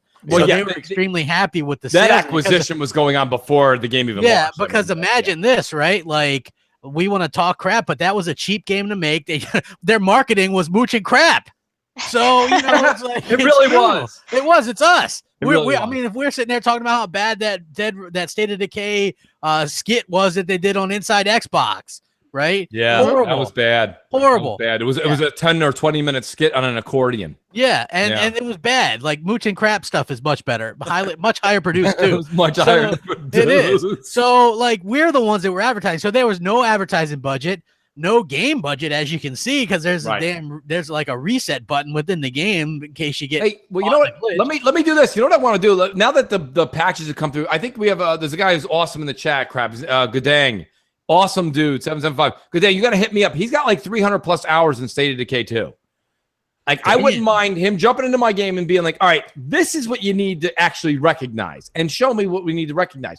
Because I would actually like to see what people that are playing 300 plus hours, what they're seeing that maybe some of the rest of us listen, look, we're all guilty as charged. I'm one of the people that tallies for that, the purchase in March. My point being is that show a lot of the people that bought it and then didn't play much of it. Because there are a lot of people, like you guys said, there's a lot of people that put maybe 50, 60, 70, good dang with 300 plus hours. That's a bit much. But I mean, like, there's a lot of people that put 30, 40, 50 hours. And there's a lot of people that 30 hours in it. Yeah. I got 25 hours in it and I didn't care for it. So, I mean, that's my point. Like, you got to give it, you do have to give it a chance. So that being said, I'd be interested to play with someone like who has so much time into it. Maybe he's got something that other people don't know about. You know what I mean? Or someone like myself. I wouldn't mind. Yeah. You never know. You know, I just say, hey, you know what? Maybe it's not your bag, you know? Well, that's the sad part, because there's nobody I think that I've podcasted more that like zombie genre stuff more than me, except for maybe Boom. And like, that's why it breaks my heart so much. I really, really wanted to love the game. You like zombie stuff, like, you know, like Resident Evil. I like zombies. Hey, we're surviving. Zombies. He likes the action-packed zombie life instead of hey, I gotta sort through all my shit for 5 minutes and then 10 minutes. Next thing you know, oh shit, I gotta go out and get some stuff. Mooch's the type of guy that thinks Days Gone looks good. So I think Days Gone's got potential. Do I think it looks good? Like, I was there. I don't know. I haven't played it, but I think it's got potential. My brother's the same way, just like Mooch. He loves State of Decay. He loves zombie games. Yeah. But the only difference is that he loves State of Decay 1 and 2 so much. Yeah. He ignored God of War. He hasn't finished it because he's playing State of Decay 2. Hellhammer hasn't even started God of War yet. I told him it was this game of our wretched existence. Does Hellhammer love God of War? Like, my brother grew up with it. You know what? I don't know, but I think he ignored it. Think about that. He ignored God of War for State of Decay 2. That's all you need to know. That's crazy to me. Yeah, I mean, you know what? This Hellhammer is like imagine how lucky you are to have me as a brother, first of all. Like, he gets all the games. Not only does he get all the games, but he sold his PS4 when I picked up a Pro. I was just like, here you go. Here's the, you know what I mean? Like, and plus you game share on that too. So basically all the games that I have on there, he can play all the VR games he wants. Yeah, different buy a VR headset. So. Well, I mean, you can borrow mine whatever you want. It's just like, you know, you're playing it all the time. He told me today, he's like, yeah, he goes, I might not be able to get any games anytime soon. You know, something came up. And I was like, man, I'm really going to miss that 2 games a year that you pitched in, bro. Like, oh, man, that was a lot. Ooh, yeah, the man. Games there were. Yeah, the games there were. He did get Vampire, which he didn't even need to, by the way. Yeah. He didn't. Because I had it, you know. He got a review or some shit. Yeah, so, you know, it's all good, man. Let's see. What do we got here? Phil Spencer denies Crackdown 3 cancellation again. Here we go. Oh, no, it's canceled. No, like, here's the thing. I don't they even know. They gave that the old scale-bound treatment. It's not getting the scale-bound treatment, yes. But, you know, he did say that it's not canceled. Who knows what the hell it's going to be. I wish they'd just show it. You might as well. That's a next-gen game now. It's not a next-gen game. Why would it be a next-gen game? Oh, that's a launch title. It's got a release date. Oh, nah. It's coming out. It had a release date 2 times before. That's true. No, it had a release date once. Scalebound had a release date. Unofficial. Yeah, one time. Hey, hit that like button, guys. Come on, man. What is this? Mooch's channel? 200 likes. I Come know. on. How dare you? Yeah, we gotta get that racked up, man. Let's rack up some likes on this channel. Come on, let's go. You know, we got to get things rolling. But yeah, I mean, like, what do you guys think? Are you guys tired about hearing about this? It seems like every other day it's some kind of crap about. It's always someone trying to say something about Crackdown. I think nobody's more excited to get Crackdown out than Microsoft. They can't wait to get that thing out. I really think they're like, will you please make the thing work so we can just put it out? I just want to get rid of it. Yeah. Tired. You think so? It's the new Duke Oh Nukem. God, yeah. Yeah, it is. It's not the new Duke Nukem. Come on. It's really is sitting there in development hell. Dude, think about this though, right? There's a lot more games that were in development a lot longer than that. You can sit there and say that all you want, but it still it doesn't matter because it doesn't matter how long other games are in development for. Because all those games have been in development for a lot longer or the same. I got news for you, Hellhammer. I'm so tired of talking about Crackdown 3 and podcasts. Can you imagine the Microsoft studio? It's got to work with that shit every day. They're probably like, holy shit! But those games that take that long end up sucking. We always joke about it in the podcast. We're like, oh no, Crackdown 3 in the topics. Oh, do we? We never joke about that. Come on. I don't think. It's like it's like I'm looking forward to the game. I am too, for the one that's in my head anyways. We don't know what the hell it actually looks like. I think it's going to be I actually think it's going to surprise people because at this point people probably don't think very much of it to begin with. Right. So the fact that, you know, it's going to be a direct-to-DVD game, so wow. Like I'm going to keep my expectations in check on this one because I was really hyped for it and it's been taking forever. So now I don't want to secretly think, oh, it's going to be amazing. I don't want to think that. So I'm just going to wait and see and play it when it comes out on February. Yeah, if it's taking this long, I mean, obviously they're having some kind of issues and more than just small issues. So. Oh, really? Yeah. I'm glad that they got the single player stuff all together, but now I don't know what's going on with the cloud, even though I thought that was ready to go. So it's more of a wait and see. I'm tired of hearing it in the media and the articles and everything of it being mentioned canceled and all, and it's going to get delayed again. And I'm kind of like, shut up, man. I just want the game. Stop talking about it like that. Yeah, you know, like I agree. I'm looking forward to seeing it. I hope they show it sooner rather than later. I think people want to see. You'll see it in about 10 years when more alpha and beta footage leaks out on the YouTube. Shut up, Jesus! Come on, Hellhammer. You gotta stop trolling me. Oh, I'm not even trolling. What are you talking about? You talking about Last Guardian? Oh yeah, Last Guardian. Well, look, Last Guardian, Neo. That game took 13 years to develop, and people love that, don't they? Oh, Mooch, you love Neo. Gotta get me some Neo tonight. Exactly. So that's right.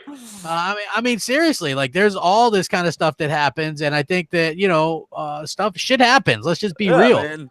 Being the next Duke Nukem ain't nothing wrong with that. Hey, that Duke Nukem game, I bought Duke Nukem Forever, the collector's edition. Phenomenal game, phenomenal, really fun. Oh no, Crappy! Oh no, stop. No.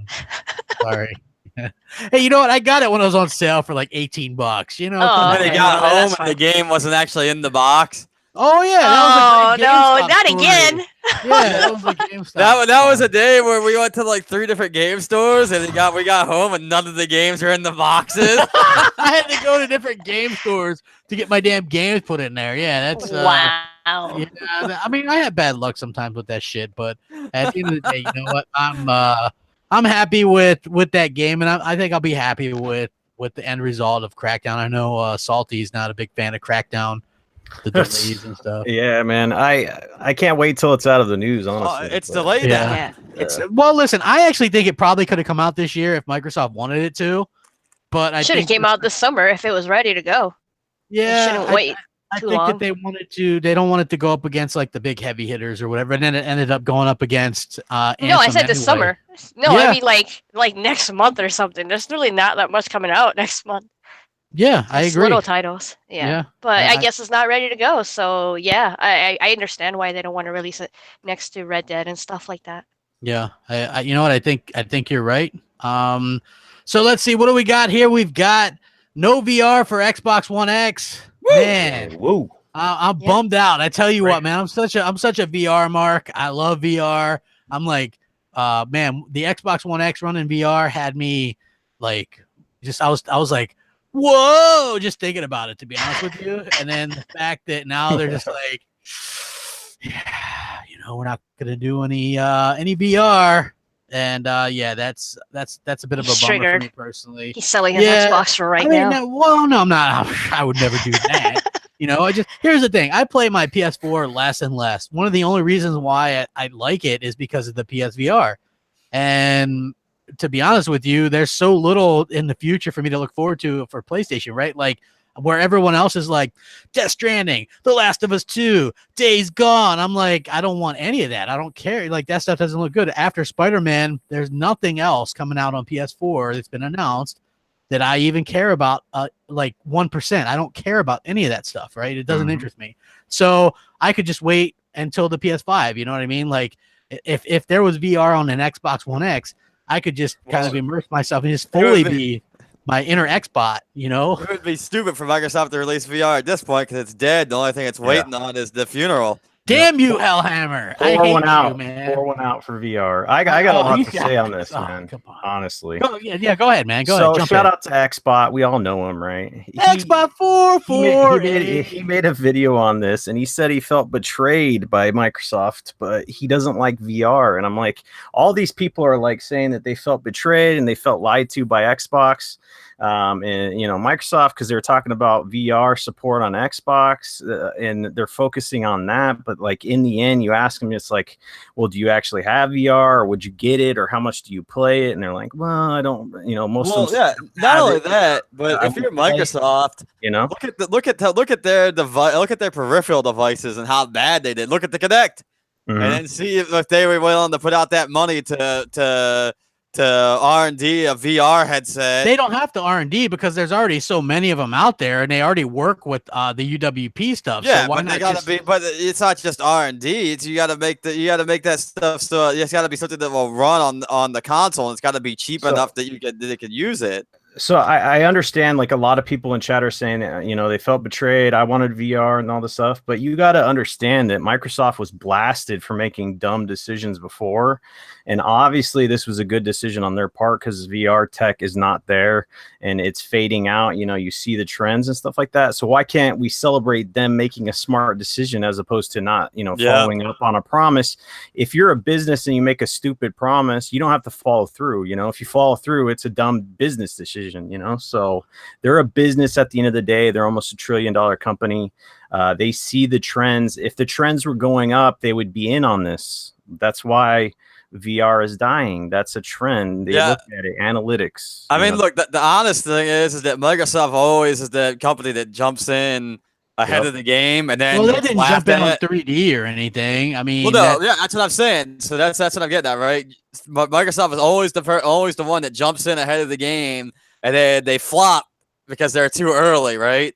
But you notice that the stuff that Microsoft never jumped into, 3D, VR, all that stuff, and all that stuff will never take. The 3D never took off.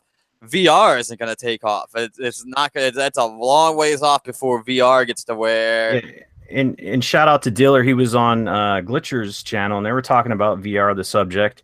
And then a lot of the VR fans are like, well, next gen Scarlett's going to have VR, because it's going to be wireless. Who's saying the tech is going to be ready or even available for Scarlett? It's not a sure thing. Or affordable. Yeah. They're like, oh, it's going to be on Scarlett. And a lot of VR stuff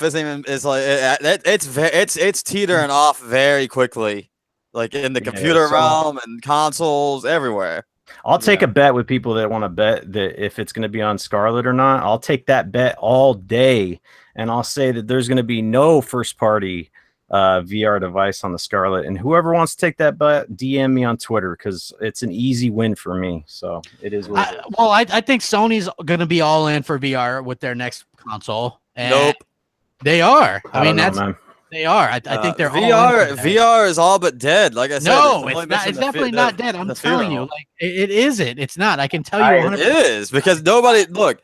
it's teetering off even on the computer side, and those are the people who started it up in the first place. I get that, but there's like 3 million people that have it on the PS side. Yeah. You know, And there's millions of people who invest. No, the PlayStation side is the #1 adoption of VR. Right, They're but the you're ones also that have it. but PlayStation is one brand, right? The computer side, there's literally 3 or 4 different types of headsets. Yeah, but you also So- have to remember that to use it on a PC takes a much more expensive. Well, there's investment. cheaper headsets on PC now too. There's all Not those even ones. just the headsets though, but you also need a beefy rig.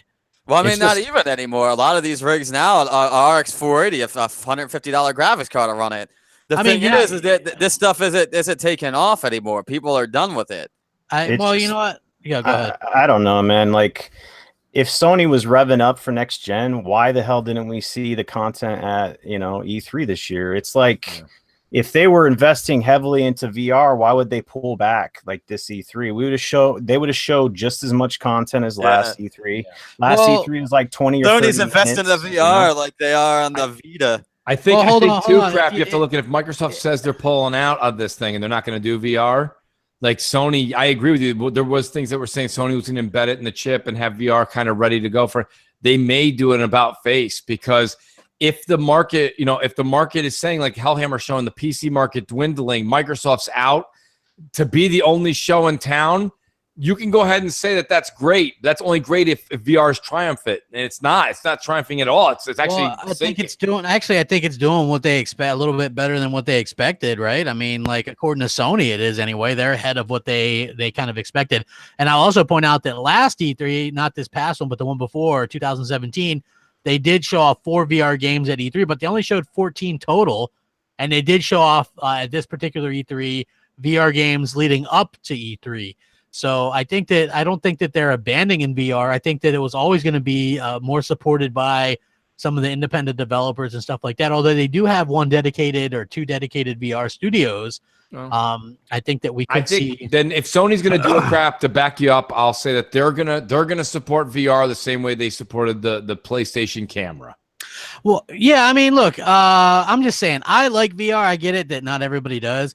But I also want to say that I hope that we see VR from both. I would have liked to seen it from Xbox as well, but at the end of the day, I understand why they didn't. Maybe and it was you can't really argue that's not smart. Although they are investing in a new HoloLens, so you got to wonder. I mean, they still like that whole VR AR space, just maybe not for Xbox. I don't know. I still think a lot of it has to come down to the fact that they don't want something specifically playable or not playable on some of their Xbox consoles, right? So the Xbox and Xbox One S wouldn't be able to play VR. Only the X would, and I think that's something that they were trying to avoid. Well, and, what you could do, Crap, is if they wanted to get into the space, they could create the same side kit that is available for the PlayStation. You know what I mean? So they could do that. They don't want to. Yeah. What it is it VR as a consumer level thing? Like you go out and buy it and have it in your home. That's what's dying. VR and AR.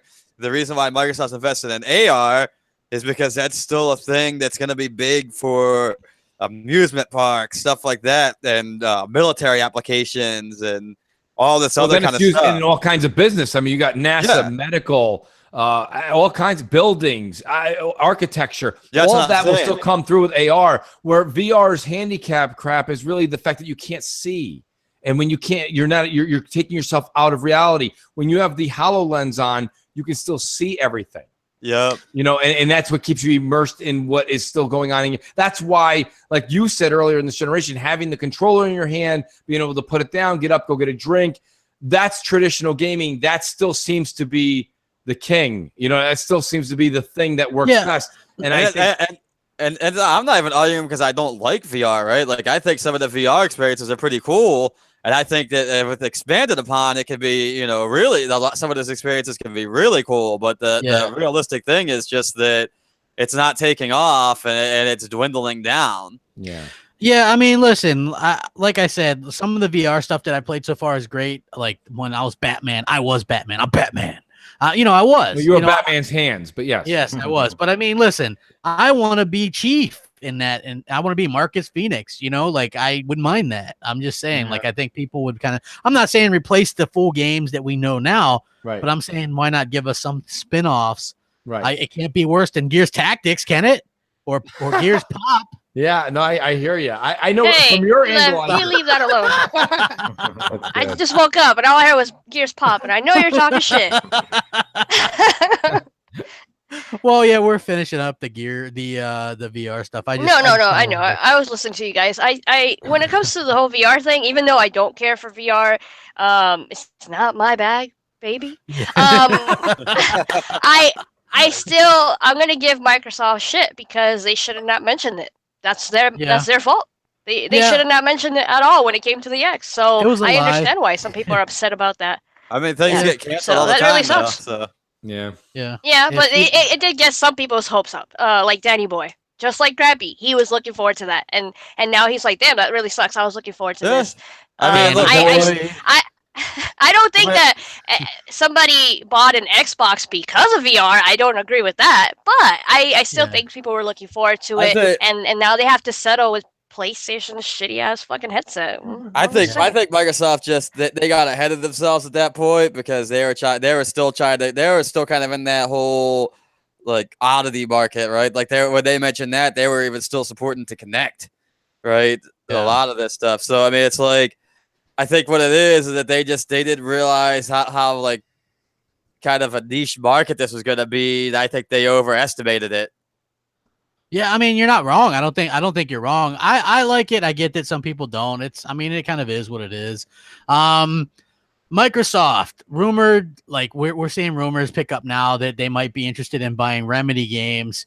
What do you guys think about this, Mooch? I know that you probably think something about this, right? I think it's great, but I don't think it's true, but I think it's great. I think it's great. It's great. I do. I really do. It's a great. That would be a great pickup. I like their storytelling. I love what they did with Quantum Break. I really like the. It's funny. I never played Alan Wake, but I bet you it's great. It is. That's where I was going to go with this. For all of you that don't know, Sam Lake, like when he's not doing what he's doing with Remedy, like he's a writer. You know what I mean? So his stories, you may not like them, but he is a good author. He's a good storyteller, and I like the whole that dark mysterious. He's the closest thing to like a Stephen King book to turn into a video game. Oh yeah, you know what I mean? Like that definitely. Dark, foggy Maine. Almost like the old BioShock thing. Like every story has a lighthouse. Like it's just like he has that same consistent feel. It's kind of like it wants to be scary. It keeps you on the edge of your seat. There's suspense. I like that stuff. So Remedy is a great all-around package as far as getting a quality developer and a good storyteller. But I just for some reason I don't know. Does it make sense? Kinda. Remedy really is kind of in no man's land right now. They don't have a company latching onto them. They don't really have any. I mean, I know they have that Control game or whatever that is that's coming out multi-plat, but I have a feeling that's going to be, compared to Quantum Break, that's going to feel like a complete and utter B movie. Because, I mean, we saw the money, right? I think $65, $75, $85 million went into Quantum Break, and then $5.6 million went into this. Granted, the engine things are all there, but nonetheless, I think it's a good acquisition. Crap. I'm not putting a lot of faith in that rumor. Well, I mean, that's one that was kicked around actually prior. And here's the thing: like, I think Microsoft really likes Remedy, and I think that they've obviously. Here's the thing: like, we've all bitched about Remedy because they take forever to do their games, right? But if you think about it, Quantum Break came out in 2016, believe it or not, and Control is coming out in 2019. That's only a 3-year turnaround. That's not bad. And they're supposedly like a pretty big studio now and working on multiple projects.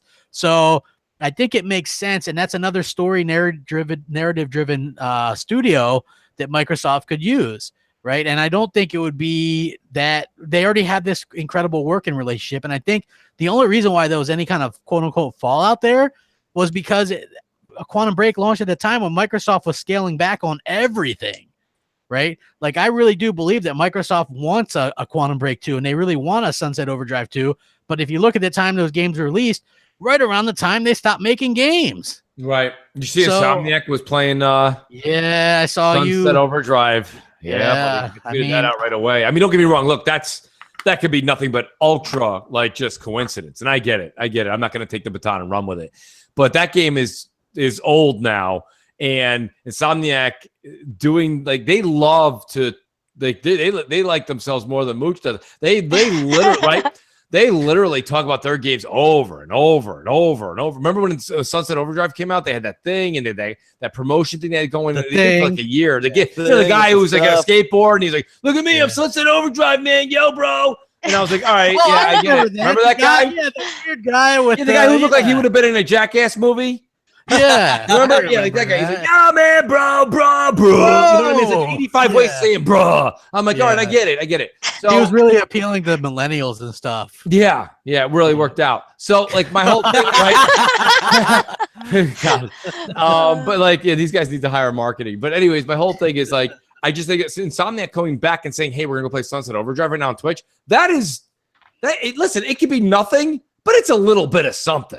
You know what I mean? Yeah. It's a little bit of something. So I think that kind of cracked the door and the little shining light comes through. Like you said, once Spider-Man comes out and then we move on from that, I think maybe you'll start to see, and then there'll be an announcement next year. That would be really, really cool. Mm-hmm. Yeah, I hope so too. Like I would like to see that happen. Salty, what about you, man? Are you a Remedy fan? Not really, honestly. I know a lot of people are down with Remedy, but careful, Salty. I said I didn't care for State of Decay 2. You're about to get tomated and tarred and feathered. Quantum Break was, it was all right, and they're struggling. They're struggling, and they got some weird publisher to do this Control game. And honestly, I don't know. I think that they'd chomp at the bit for Microsoft to pick them up because they wouldn't have to worry about going out of business. But we'll see.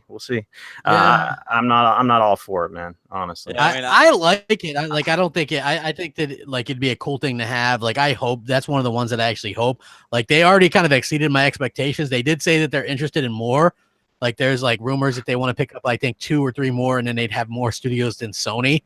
And that might be what they're kind of aiming for. I don't know. Like, if they are in fact in it to win it, and like, why wouldn't you want to? And they also have Game Pass to think about as well. You need a constant influx of games, and that studio, if they're working on possible 2 games, or maybe they can even do some games that are like episodic, right? Yeah. Like Alan Wake was almost episodic. Quantum Break realistically was episodic. They were actually episodic, but released as a full game. But in the game itself, it would say like chapter 1 or episode 1 or something like that. Yeah. And then so they would split it up for you. So if you ever wanted to take a break, you could come back to it and then continue whatever you were doing. I never played Remedy Alan Wake. So my first entry for their games was Quantum Break, and I thought that game was a big snooze. You hater. I think they should have picked them up a long time ago. Alan Wake has a cult following. I think they should have bought them or worked with them better right after that. I understand the whole issues that they had with Quantum Break because of the engine and the game took forever and whatnot. But after that, they should have seen the potential there. I thought it was a great game, even though it wasn't well received. But yeah, in the future, this would be a nice get. But not because they need to get a whole bunch of studios, but more so to know that they're working on games to release something, not just to have them in the pocket for the sake of it. Yeah, I agree. And people want an Alan Wake 2, right? We see that all the time. The way that Mooch described it, was perfect. I'm surprised he said he didn't play that. Do you even own it, Mooch? I do. I know. I own it digitally. I think that it was we got that game, didn't we get that when you got Quantum Break or something like that? But my whole thing is right. I mean, no, the reason I know about it is when it came out, I read about it, I watched Let's Plays, I watched everything about it. I liked everything about it, but what happened was that was one of those games, and I think everybody knows this, where a game comes out and then you play another game and you're like, oh, I'll get to it. And then I have a lot of those games. Never get to it. And I just never got to Alan Wake. And don't get me wrong, there will be a day where I play the game, not a day, but there will be a time when I play that duration of that game. But the reason I like it so much is everything I do know about it, I do love about it. Yeah. Like what's interesting about it was I played it, and I thought that at a time when most of like horror games and stuff like that were really going after that gore factor, right? Right. Alan Wake wasn't doing that. It was really able. I think it's T-rated, but I think what they were able to do more for the thriller Yeah, it's like that kind of horror that setting or whatever. Again, Yeah, it goes back to that Stephen King novel. Like Stephen King is like known for horror, but if you read his books or watched any of the movies, they're not really like terribly scary. They're more like eerie. And that's Alan Wake is like creepy. Eerie. Creepy. Not like, oh, I'm gonna do a jump scare here and there. It's not like jump that. scare stuff. It's just eerie, where you're more creeped out by turning the corner, and then you turn the corner, and it's not really that. Well, yeah, you're like, wow. Crapgamer can't take the jump scares because I remember one time he was playing Resident Evil, the remake on the DS. I don't know what he's talking about. Like, I don't know what he's talking about. It's like kind of late at Who is night. this guy? Something jumps out. And he's like, drops his DS on the floor. Crap, you gotta pay the bills. Oh, hold on. What bills? Pyromancer. Let me see. Oh, he says, I feel like failed Pyromancer says, I feel like Alan Wake was so long ago and these younger gamers wouldn't care. Fortnite generation doesn't care about Remedy or the 360 era. We do, though. Yeah, you're probably not wrong, there's but something to that. Right. But Hey, here's a lot of these people now, a lot of the younger generation, the people who are just getting into gaming or whatever, a lot of those people don't care about single player games at all. Yeah, I mean, I agree with you, but I also think that I think that there's something to be had there, and Remedy has a good working relationship with Microsoft. Like I said, I think there was only those issues because Microsoft had no money. But I want to see. I know you weren't into it. Like, I like games where there's relationships and like deeper kind of things to it. So with good storyline, hell yeah. Yeah. So the whole Beth and you know what I mean. I really like that in Quantum Break, and they left it open ended. And there's nothing worse than a story that's open ended and you never find out what the hell happened. Right. Hey, I just want to piggyback off of what Fox said. She said that Alan Wake had a cult following. That's pretty much what you get from Remedy is cult followings, low sales, So if they want to pick that up as Microsoft, then go for it. I mean, they're talented though, and they do. Well, here's the thing. Also, you have to remember these guys were the guys that made Max Payne, which is a big thing. And also Alan Wake did end up going to sell more than 5 million copies. Max Payne was kind of a cult following game too. Yeah. But it ended up doing really well. Yeah, but it was still a cult following game. It wasn't a game where like everybody's like, "Oh my god." I think the beauty of Remedy at this point, Remedy talks when we used to talk about this 2 years ago, even a year ago, it was like, no, they take too long. Now that Microsoft has those other 5 studios, Remedy can take their time and make one hell of a. And I understand what Salty's saying and Hellhammer. I'm not disagreeing with them. Yeah. But even if it does satisfy that niche, here's the thing: that story-driven, that creepy element, that type of game, Microsoft doesn't really have that exclusively to their platform with another developer. It does fill, as Phil, you said when he first took over, another page in his portfolio. So they can take 5 years because we've got 5, 6 other studios working on 7 other studios working on stuff. They would just put out this Pulitzer story-based game. I don't think that Remedy would be a good pickup, honestly. I mean, I know people like their games or whatever the case may be. I'm going to use the Don's terms. Here's the thing, Hellhammer. You can use your case of saying that it's a niche game and you didn't like it. I'm not going to dispute any of that. But you have to look at the pedigree of that developer, and it's top-notch. So I mean, supposedly, anyways, right? But they haven't released. Well, come on, Salt. You can't. Nah, like I said in chat, I think game they're about a C studio right now. Like, wow, you guys are living off their past endeavors, and it's like, what have you done for me lately? You might not like Quantum Break, but Quantum Break was not good. You could say it was good or whatever. Just look at the sales and the score, and then you look at this game that's coming out. It's a low budget game, and if they were a top-notch studio, a bigger publisher would have been chomping at the bit to pick them up and to get this game out there, and they didn't. It's just facts. They're not. I guess. I thought Quantum Break was pretty good. I thought Quantum Break was good too. I think. I mean, it is what it is, right? If it was good, it would have sold a lot more. And we hear that was the absolute balls of this generation for Xbox. That was the balls of. I don't know. I've played the game. You like Sunset? Yeah, I do. I played Quantum Break, and I'm gonna be straight honest to you guys. I play shooters. That's what I play. The gun mechanics in that game felt weird. I didn't finish the game, and that speaks volumes because I do finish games. And Quantum Break, I just got bored with the game, and that's just the straight, honest facts. And I did start Alan Wake because I heard so many good things about it, and I got bored with that game too, and I didn't finish that game. So yes, Remedy is an average studio for me, but then they can get them for an average cost. If they get them from an average price, that's cool. If you pick them up at a low cost and have them make a niche game, you know, that's absolutely. Cool. I don't think they should. I don't think they should pay top billing. No, absolutely not. I mean, I'm sure Microsoft could use a 6 out of 10 studio in their repertoire. By the way, Alan Wake won a Game of the Year, the Time Magazine Game of the Year when it came out. So man, Time Magazine. Everybody goes to Time Magazine for their video game. You're such an ass, dude. I swear. Man, I can't wait. Next time I buy a car, I'm gonna go look at fucking.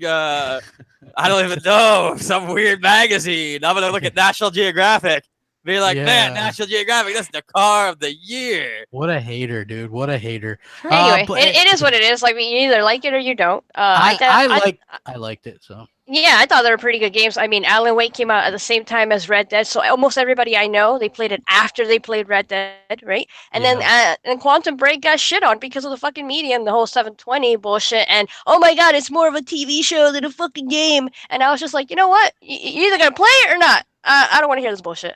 Yeah, I like them both, to be honest. It's funny because there's people in chat like telling me that blah blah blah. My thoughts on Remedy don't make sense. It's called an opinion. That's what we do on this podcast. It's fine. Like, he doesn't have to agree with us. Like, I like those games. He didn't.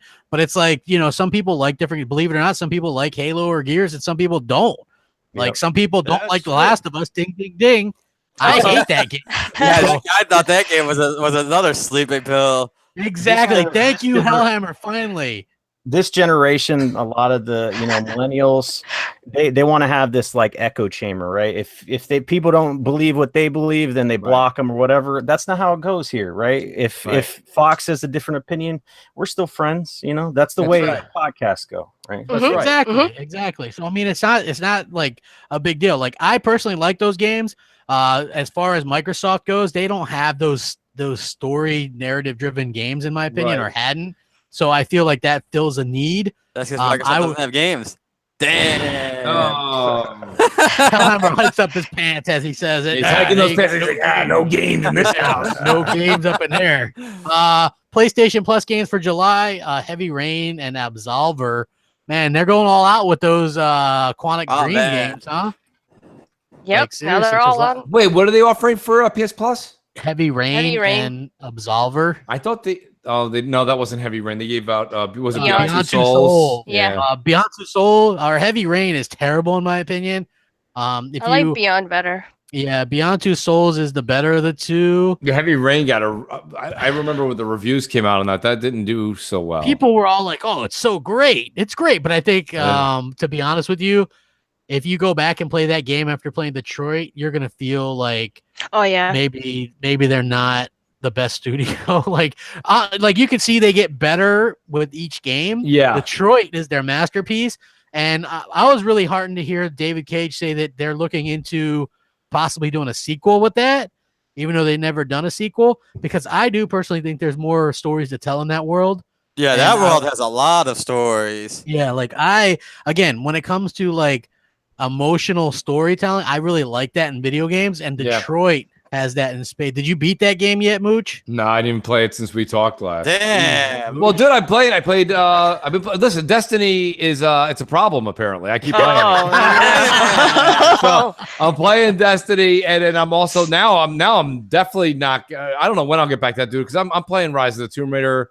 And then I'm playing Nier. You're like, hey, finish Detroit and some of these other games. I know. I'm so close to Detroit. I'm so close. Start new ones. Yeah, I should probably play. You know what? Screw it. Play it tonight. There. You should, man. He'll start it up, and then it's gonna be like in the back of his mind, he's just gonna hear Destiny. Yeah, because he has Destiny on PS4, so he's gonna jump on there. Right, I can just go right on over. When I message Mooch on PS4, because I always appear offline. It's the way that Scrooge felt when he got visited by the first ghost in Christmas. He's like, you know, it's like, oh my god, a Crap Gamers, and like the little thing says Crap Gamer sent you a message, and I'm like, Jacob Marley. I'm like, boo. Move! How dare you? I And I'm do like, that too. I holy actually shit. do that, like MO, and in fact, it saves it on the thing. So when I type it It out, does. it's on there. So it's just like, It saves it. Yeah, there's like moo. 16 O's. That's so creepy too. I'm like, holy shit! It is the Ghost of Christmas It is, Past. but you know, it's funny though because that game is. I like it, to be honest with you, better than God of War. Whoa, I gotta pick that up. Yeah, No, Detroit's good. I wouldn't go quite as far as that. well, here's the thing. I like the story a lot better than God of War. It has more flaws than God of War, but I like the story better. The story is interesting. I would actually like this. Is you want to talk? You want to go on a ledge? I would say Detroit should. I wish somebody would pick that up and make a movie out of it. Yeah, it's called iRobot. Kinda, yeah. But Yeah, it I is mean, Great kinda, story, right? shitty Yeah. control, probably, right? The controls are. There's some When I played the scenes that are demo, it was wonky, but pretty.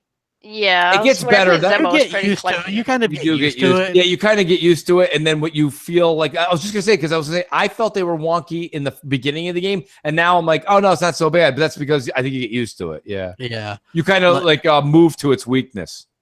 Yeah, like and I got you. I just make sure you do it on the easy. There's no difference, I don't think, in I'm playing trophies it or on the anything. hard. Crap Are gamer you? mode. Why? It's not Okay. hard. Crap. All the only difference between the hard and the easy is the controller The amount of gestures. control gestures. Yeah, Yeah, there's- but the problem is some of those are like They boop, are. boop, and then you Yeah, screw some up. of those control gestures are. They are. Well, some of them are real like pain. shake it down. Then you gotta like take the left analog stick, push right and like semicircle, slide it, and then Yeah. press right. I just want to like put the controller on the ground and Triangle. push it one button and be able to do things. You know what I mean? Like Yeah. I was more into it for the story, Yeah, right? he like wants the crap gamer mode. You don't really have to do I too could see. much. I wanted to play it on the harder mode, and then I could see if I play through it again for more of the difference in story crap. Then playing it the second time through on easy because then you're sitting there enjoying the story. well, what are you playing near on? Normal. Normal, okay. I put that shit on easy. Yeah. He put everything on easy. I play. I Look, play. I don't got time It to mess depends on around the with game. different modes. When it's these, You got too many um, games, true. When it's the Japanese style games, I usually start on normal because their difficulty level is higher. Yeah. But when it's most other games, I'll put them on hard. Like I played Gears on hard. I played Doom on the hardest. I beat that. Like that was. Oh that man, was- you're giving crap gamer nightmares. He's Doom like, on the "Man, I hardest can't level beat is. I would these." say it's a challenge. I don't know if other people would say it isn't, but I thought that was a challenge. I was excited when I beat that. I was like taking myself out for a drink. That was Yeah. Woo! That was well, definitely I mean, you like challenging. those Souls games. You like that bit of I just kind do. of like want to go through the stories on those.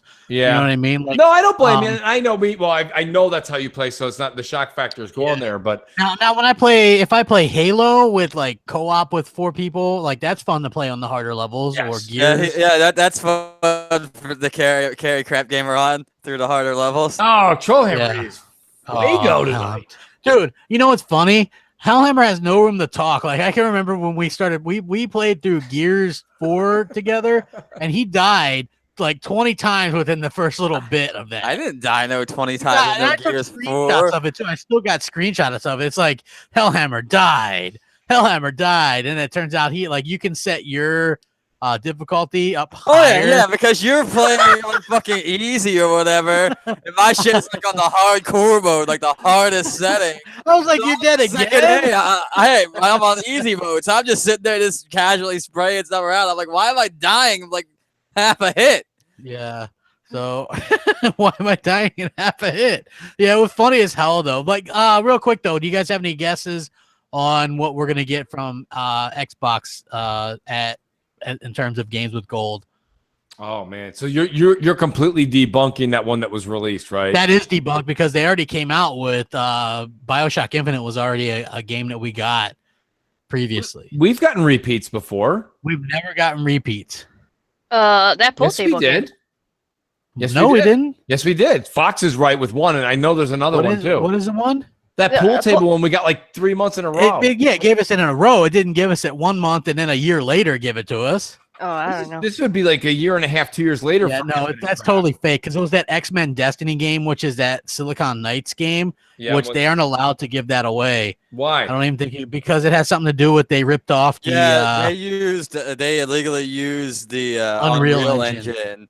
Oh, and then that's why that studio that studio closed down. That's a good debunk. That couldn't even be backwards compatible because they're not allowed to go into the code or recompile it.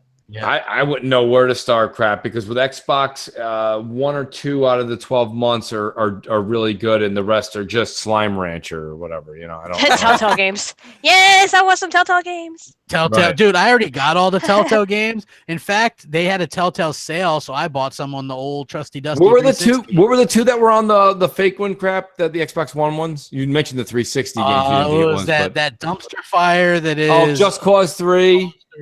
And there was something else. I thought the other one was decent too. Little Nightmares, which I don't have, so I don't either. I would actually. What I heard good things about that. Yeah, Tim Dog spoke highly of it. It's a creepy ass game. Yeah, I wouldn't mind getting that. That's why when I saw that, I was like, yeah, listen, Crap, what do you think? And I'm like, Just Cause 3 is a dumpster fire, but it's a free dumpster fire. Yeah, well, Hellhammer, believe it or not, purchased that a while ago. He for $5 or something. Oh, okay. Yeah, Just Cause. I think they gave it to you with a free scratch and sniff collection sticker. I've not even played it, dude. You know how many games that we buy or that I buy that I just don't even have. There's some games yet? I haven't even booted up at all. They'll be like, you got 5 more games, huh? And I'm like, yep. Yeah. So I mean, are you guys even gonna turn on the PlayStation to get that Heavy Rain? I already have Heavy Rain because I bought the more expensive version of Detroit. They came with that for free. Oh, okay. Yeah, so I already have that, and I have that on PS3 as well. The horrible voice acting, to be honest with you. So yeah, I'm not really. I know. What it kind of is really waiting for is Detroit VR edition. Oh, I would love that, man. Going to that club. You know the one I'm talking about. Okay. Exactly. So with that, holy crap! I'm surprised Mooch didn't send me a damn gift. But I did. Oh, he did. Holy crap, you bastard! It's time. It's time. Thank you. Yes. So man, 2 hours flies by. Woo. Huh? Don't you think? Hit that like button, guys. Let's get to 300 likes before we end the show. That would be great. I would appreciate that. First of all, Mooch, what do you got going on, man? Something good, probably. Well, something good, but believe it or not, guys, I hope I don't let the Crossfire fans out. This Friday will be no Crossfire. We're taking the weekend off there. Yeah. There's a huge family event. People coming from out of town. Literally, I said last week we were going to have one, and I forgot that this is the end of June, and that's when the party is. So anyways, long story longer, no Crossfire this Friday. We will be back next Friday, 7 p.m. Eastern, but I will be there with all the moochisms you've ever wanted on MNC Mornings on Crap's channel, 11 a.m. Eastern Time Sunday. It's going to be a great show. It'll be great. I can guarantee it. They're probably. I look forward to seeing at least 200 of you there. So 200 early on. And we want to see the other 200 later on. Yeah, maybe. I mean, it's too early for me to get up and watch that MNC. I like that MNC Mornings, but boy, that show's on too early. That's early as hell. I like to be asleep. I like to sleep. And on my Sunday mornings, and that show just interferes with my sleep, and so I don't watch like to sleep on a Sunday morning. Who the hell let Cletus on the channel? It's a good show. It's a good show, but I like my sleep, and MSC Mornings interferes with that, so no sleep for me. Anyway, so yeah, check that out. Hellhammer, what do you got going on? Nothing. Not too much. I'll be back out here next week, same time. Otherwise, you can find me on Twitter at XXHellhammer or on Xbox Live, XX Space Hellhammer, or on PSN, XX_Hellhammer, but I haven't started the PlayStation up since I beat Detroit. So. Or maybe you can find him in a black hole. I don't know. Yeah, okay. I was just going to say something about a black hole because he's got no damn avatar. Yeah, I'm going to have to work on that some more, I guess. Yeah. I don't know. You're going to have to, man. You're going to have to. So, Salty, what do you got going on, man? I know you got your podcast tomorrow night, right? Yep. Saltiest Gaming Podcast tomorrow at 9 p.m. Eastern. We have 2 great guests.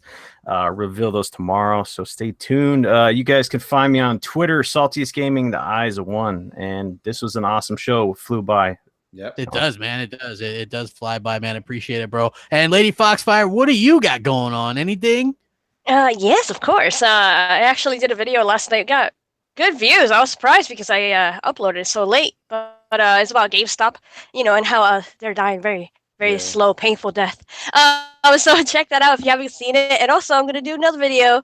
It should be out actually right after this. Physical versus digital. Maybe Mooch will watch it. Yeah. I don't know. He'll tell you why you're wrong and how physical sucks. We'll go over that Sunday morning. You got nowhere to put the stuff. I mean, eventually you run out of room. Hey, right, send me your notes. Send me your notes. Absolutely right. I can see Fox now for Christmas. You know what I want for Christmas? What? Another shelf. Oh, Hell yeah. Take a shelf. Hell yeah. So yeah. Besides that, you guys can follow me on Twitter, and I'll be back on here next week. we appreciate everybody for coming out and watching the show, man. It's been a blast. Thank you guys so much. You guys rock. Be nice to each other. Game on. Have some fun, and we'll catch you next time. Rack 'em up. Peace. Later. Bye.